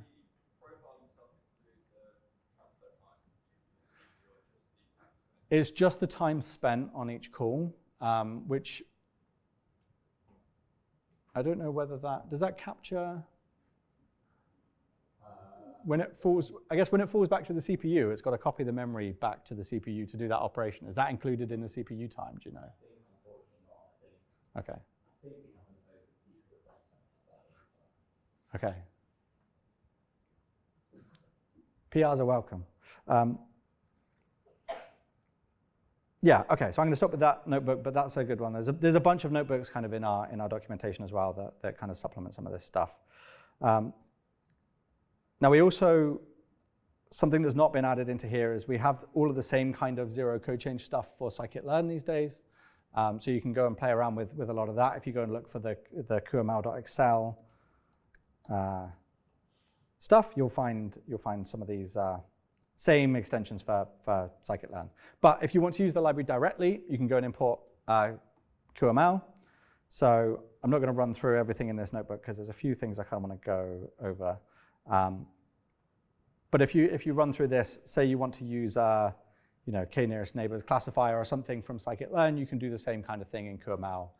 We've re-implemented a whole bunch of the algorithms within scikit-learn to be GPU accelerated, and they're intended to be like a zero code change drop-in. You can either use the plugin or switch the import and explore kind of what's going on in there. So if you do stuff with scikit-learn, there's things in there. Now, one of the questions that came up before is like multi-GPU things. How do everything we've talked about up to this point, we're just talking about a GPU, right? We're going to use CuPy, we're going to use cuDF, whatever. This is a single GPU thing. It's most people's first entry point to all of this stuff is I'm going to use Colab, or I'm going to use a machine with a GPU in, and I'm going to experiment and explore. But you'll see other people who are running these big like servers with 8 NVIDIA GPUs, or maybe they've got a cluster of many machines and running some really big workload. When it comes to like deploying at that scale, there's like more tooling involved in kind of letting you scale out like that. But like a lot of the philosophy that we have within Rapids is built around the same idea of just what are people doing now for distributed workloads, and how can we plug into all of that? So are any folks here like Spark users? It's less than I was expecting. Okay, if you are a Spark user, you do Spark SQL stuff, maybe you use PySpark to do all of your kind of thing, you can go and use the Rapids Spark plugin, which just plugs straight into Spark when you set up the cluster. If you have an admin that runs the cluster for you, they'll need to set up the plugin on there for you. But then under the hood, when you actually construct the data frame in Spark side, the backend that actually stores that in memory will get swapped out with, it's the same backend that cuDF uses. It's not exactly cuDF. It's like the C++ layer underneath. Gets wired into the Java of the Spark stuff. I'm not a Java person. But it gets all hooked up in the same way so that then you can just keep doing Spark SQL, you can keep doing PySpark stuff, and just you'll get kind of zero code change acceleration if your Spark cluster has got GPUs. So that's like a great way, a great entry point.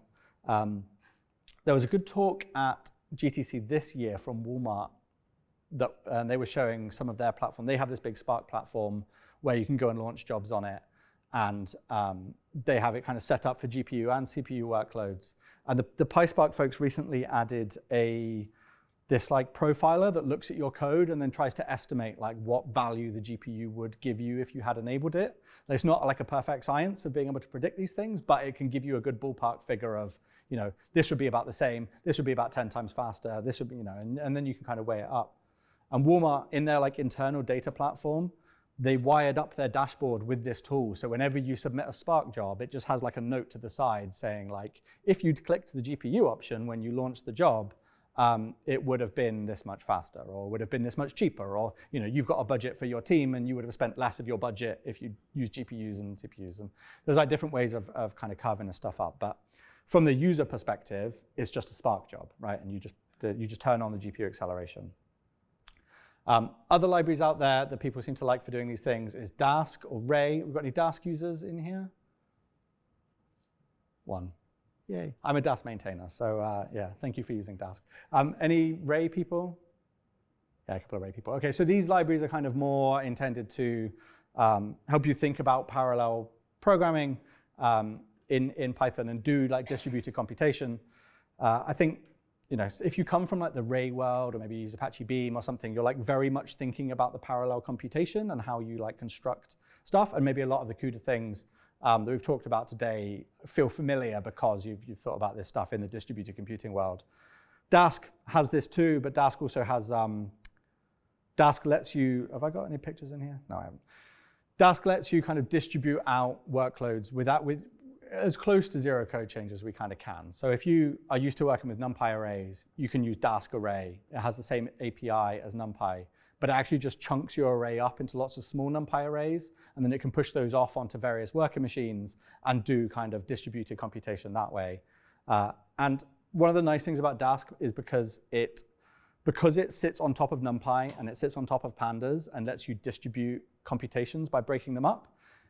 If you have something that looks like NumPy or something that looks like pandas, you can just swap those out inside Dask. And so we can wire up cuDF or CuPy into Dask in the same way, and then do like multi-GPU distributed computation. So there was in one of the notebooks here, this PyMVML one, there's this little GIF in here that shows an operation. It's not very exciting. If you actually, I don't know who read the code, but this is opening a CSV file with Dask cuDF, which is just like the pandas API, and then it's doing a length, right? It's not particularly exciting, but if you imagine this data set is massive, it's like millions of rows, it's going to open up many cuDF data frames across many GPUs, and then it's going to do like a length of each one, and it's going to add them together. You can kind of see this task stream at the bottom that's showing all these different length operations happening on different GPUs on each of the chunks. You can see how busy the GPUs are and things. So this is kind of a combination of the two sets of tools here, where you can like layer single GPU workloads and distributed workloads. And yeah, so just because tools like Ray and Dask and that are popular for like distributing out CPU things, you can also use them to distribute out GPU things. And it's especially good if you have libraries with the same API. So there is an example notebook in here that just shows some of these things, but it's often hard to demo, like, you know, I'm going to spin up a Kubernetes cluster with a load of GPUs and then run like a big distributed workload. But like this walks through some of that stuff in here. One other thing that I haven't hugely mentioned is communication. So everything we talked about so far, we're just using the memory of the GPU, right? And as we're calling the function, we're reading from that memory, we're writing to that memory. But as soon as you start thinking about, I have more than one GPU, you have to think about, well, how does the data get from the memory of this GPU to the memory of another GPU? At the low level, there's like a bunch of primitives and stuff, like in the MPI world, there's like MPI-com type things. We have a library called Nickel for CUDA stuff, which lets you kind of communicate between GPUs. But when you're working with Spark or when you're working with Dask or something that's doing distributed computation, they're usually communicating over TCP, right? You have different processes running on different machines, or in this case, you run like one process per GPU, and then those processes need to communicate with each other to swap and share memory. They probably talk by TCP. But we also have this nice network protocol called UCX, which is something that is contributed to heavily by NVIDIA, which lets you set up a network connection between two processes. And it will use TCP if that's all it can use. But if it's got InfiniBand, if you've got like NVIDIA networking hardware, it will use InfiniBand, which is faster. If the GPUs are connected together inside the box via NVLink, it will use the NVLink connections to connect. UCX will kind of auto-discover the topology of whatever networking setup you've got. This is very applicable if you're doing like cloud stuff where you've got quite beefy machines that have got fancy networking, or in an HPC environment that might have an InfiniBand network or something. You can use UCX to communicate. And this does very, very fast kind of RDMA style memory transfers between the GPUs. So often we find people trying out, I'm going to use cuDF to try some things. Now I want to use many GPUs. I'm going to switch and use DAS cuDF. And then I'm going to start trying to performance optimize, and you might start exploring, I'm going to turn on UCX and see what kind of networking benefits I can get from my hardware setup. There's a question here. Yeah, we don't need to specify the blocks in the threads anymore, or yeah, I mean, everything happens in the background. Yeah, everything's kind of being decided. When you get up to these kind of higher level libraries, you don't need to worry about the blocks and thread specification. Like somebody else has thought about that when implementing all these algorithms or whatever. Or it'll calculate it for you, right? If you're going to use QML and you want to do a k-nearest neighbors or a linear regression or something, you give it the data and it will decide how to best parallelize that. And it will make good decisions on the whole for you.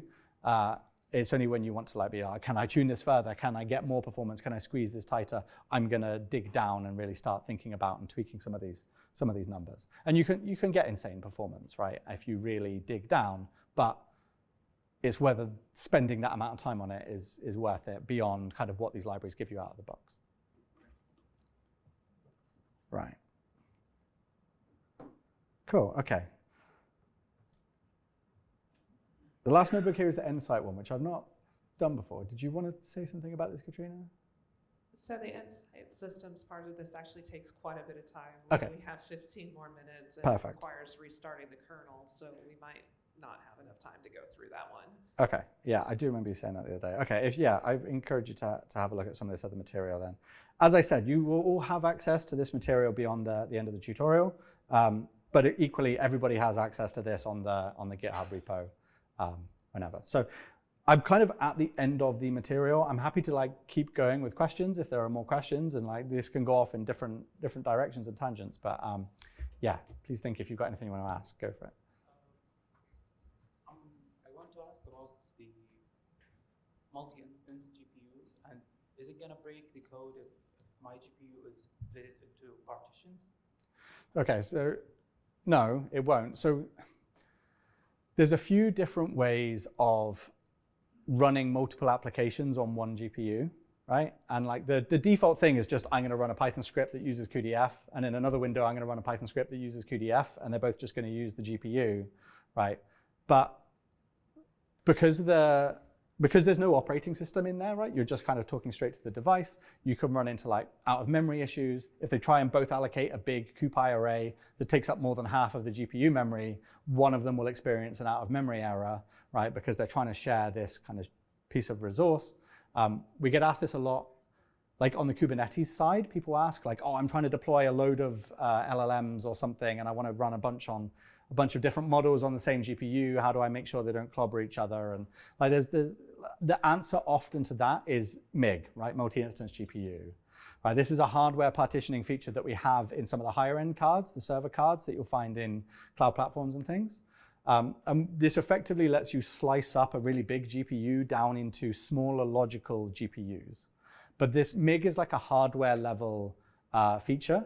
So if you take a B100 or an A100 and you turn on, you can slice it into 7 chunks basically, or combinations of sevenths. And you might say, okay, I want 7 sevenths is my configuration. it's effectively creating 7 GPUs for you. If you do NVIDIA SMI, it will list 7 GPUs. They will have unique indexes, unique IDs.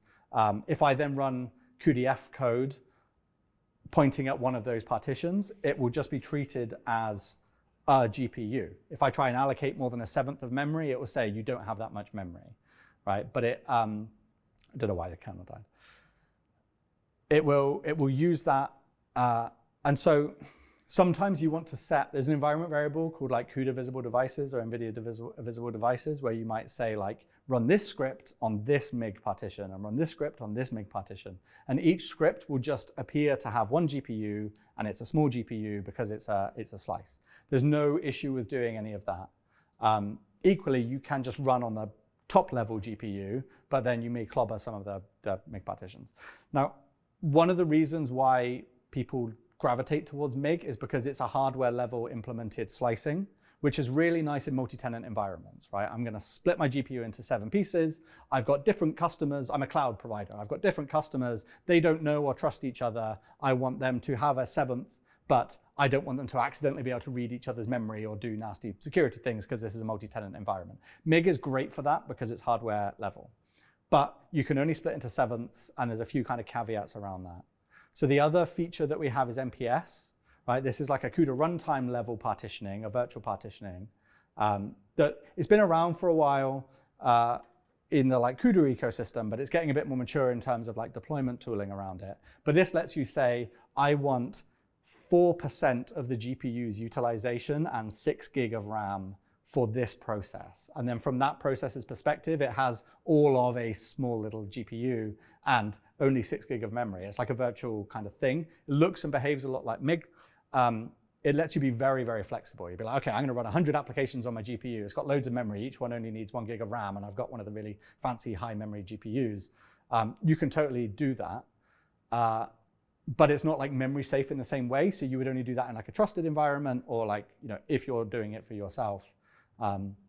All of these things that we've discussed will run on any of these partitioning styles. It just depends kind of what hardware configuration you want and how you're trying to squeeze more utilization out. Sometimes you just run many Python processes and set some memory limits, right? And it'll be fine. Sometimes you actually want to do the hardware or software partitioning so the process can only see what you allow it to see. There's a question there. Oh, is this one next, Lawrence? Okay, we'll go this one next. Sorry. I'd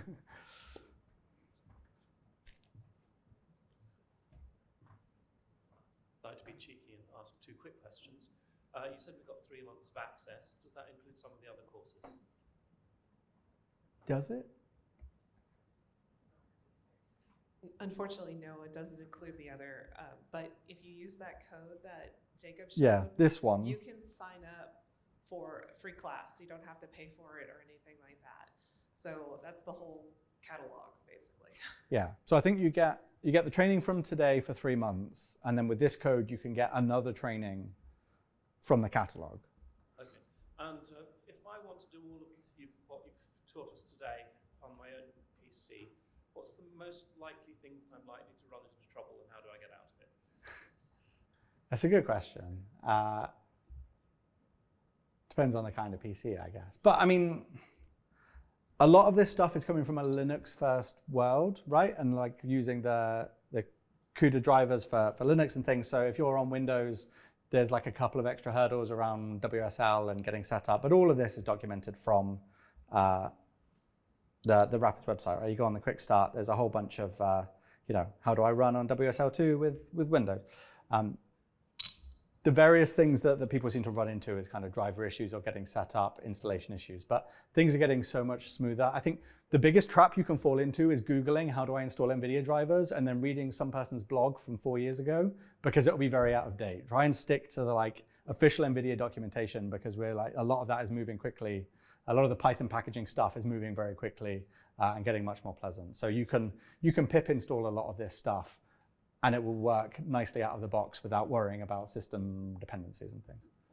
And I also just wanted to add, as far as access, so you have the DLI platform that obviously gives you the cloud resources to use GPUs, But if you also wanted to run this directly from the Accelerated Computing Hub GitHub repository, you're welcome to do that. Those are up there. And then also if you wanted to refer back actually to this tutorial, the video of this tutorial will be up in a few weeks. So you can follow along again and if there's anything you missed. So you have multiple ways to access all the material.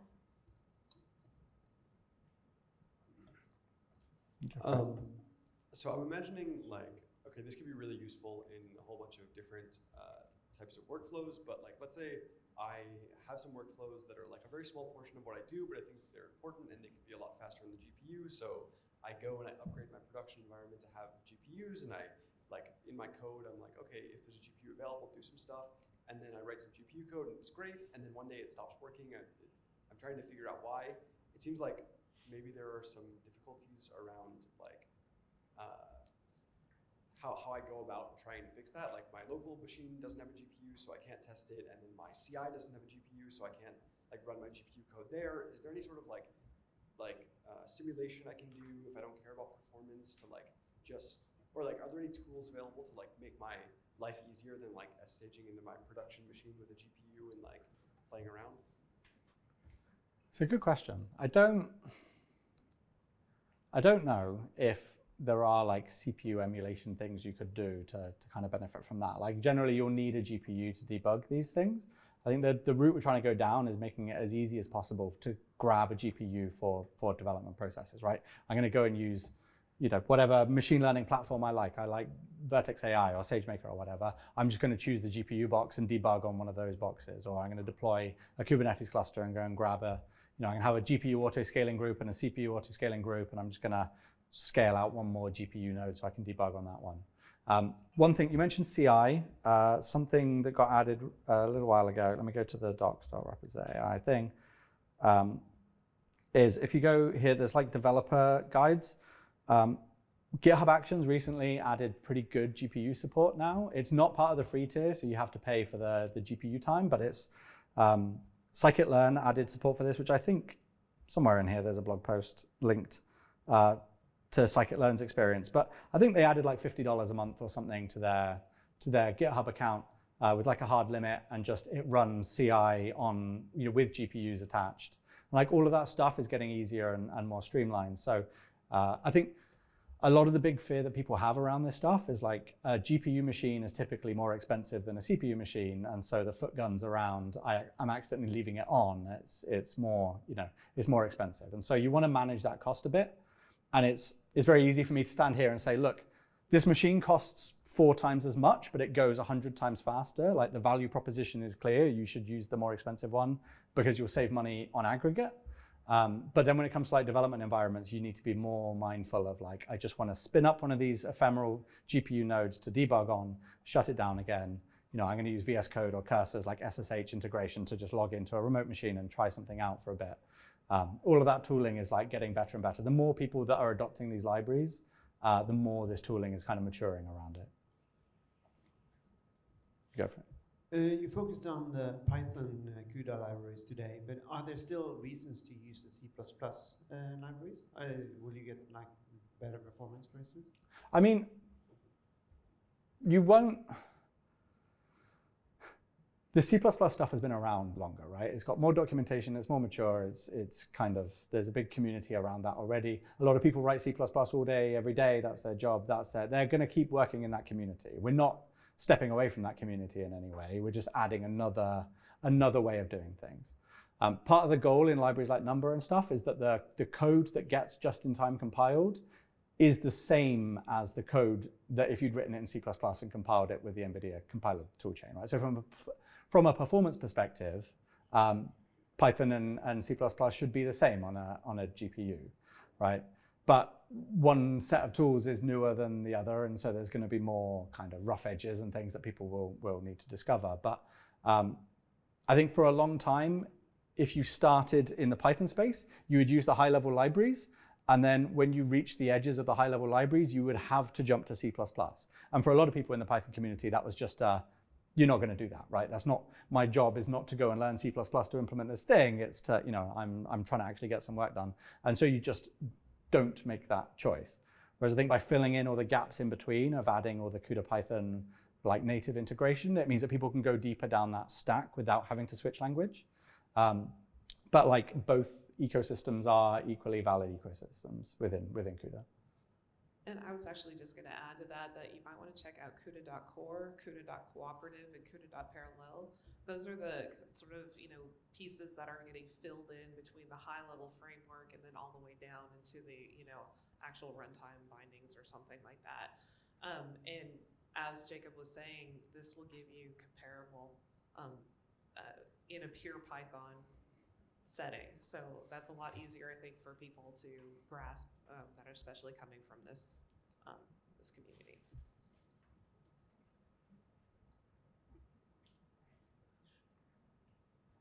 Cool. Any more questions on anything we've discussed in the last 3.5 hours?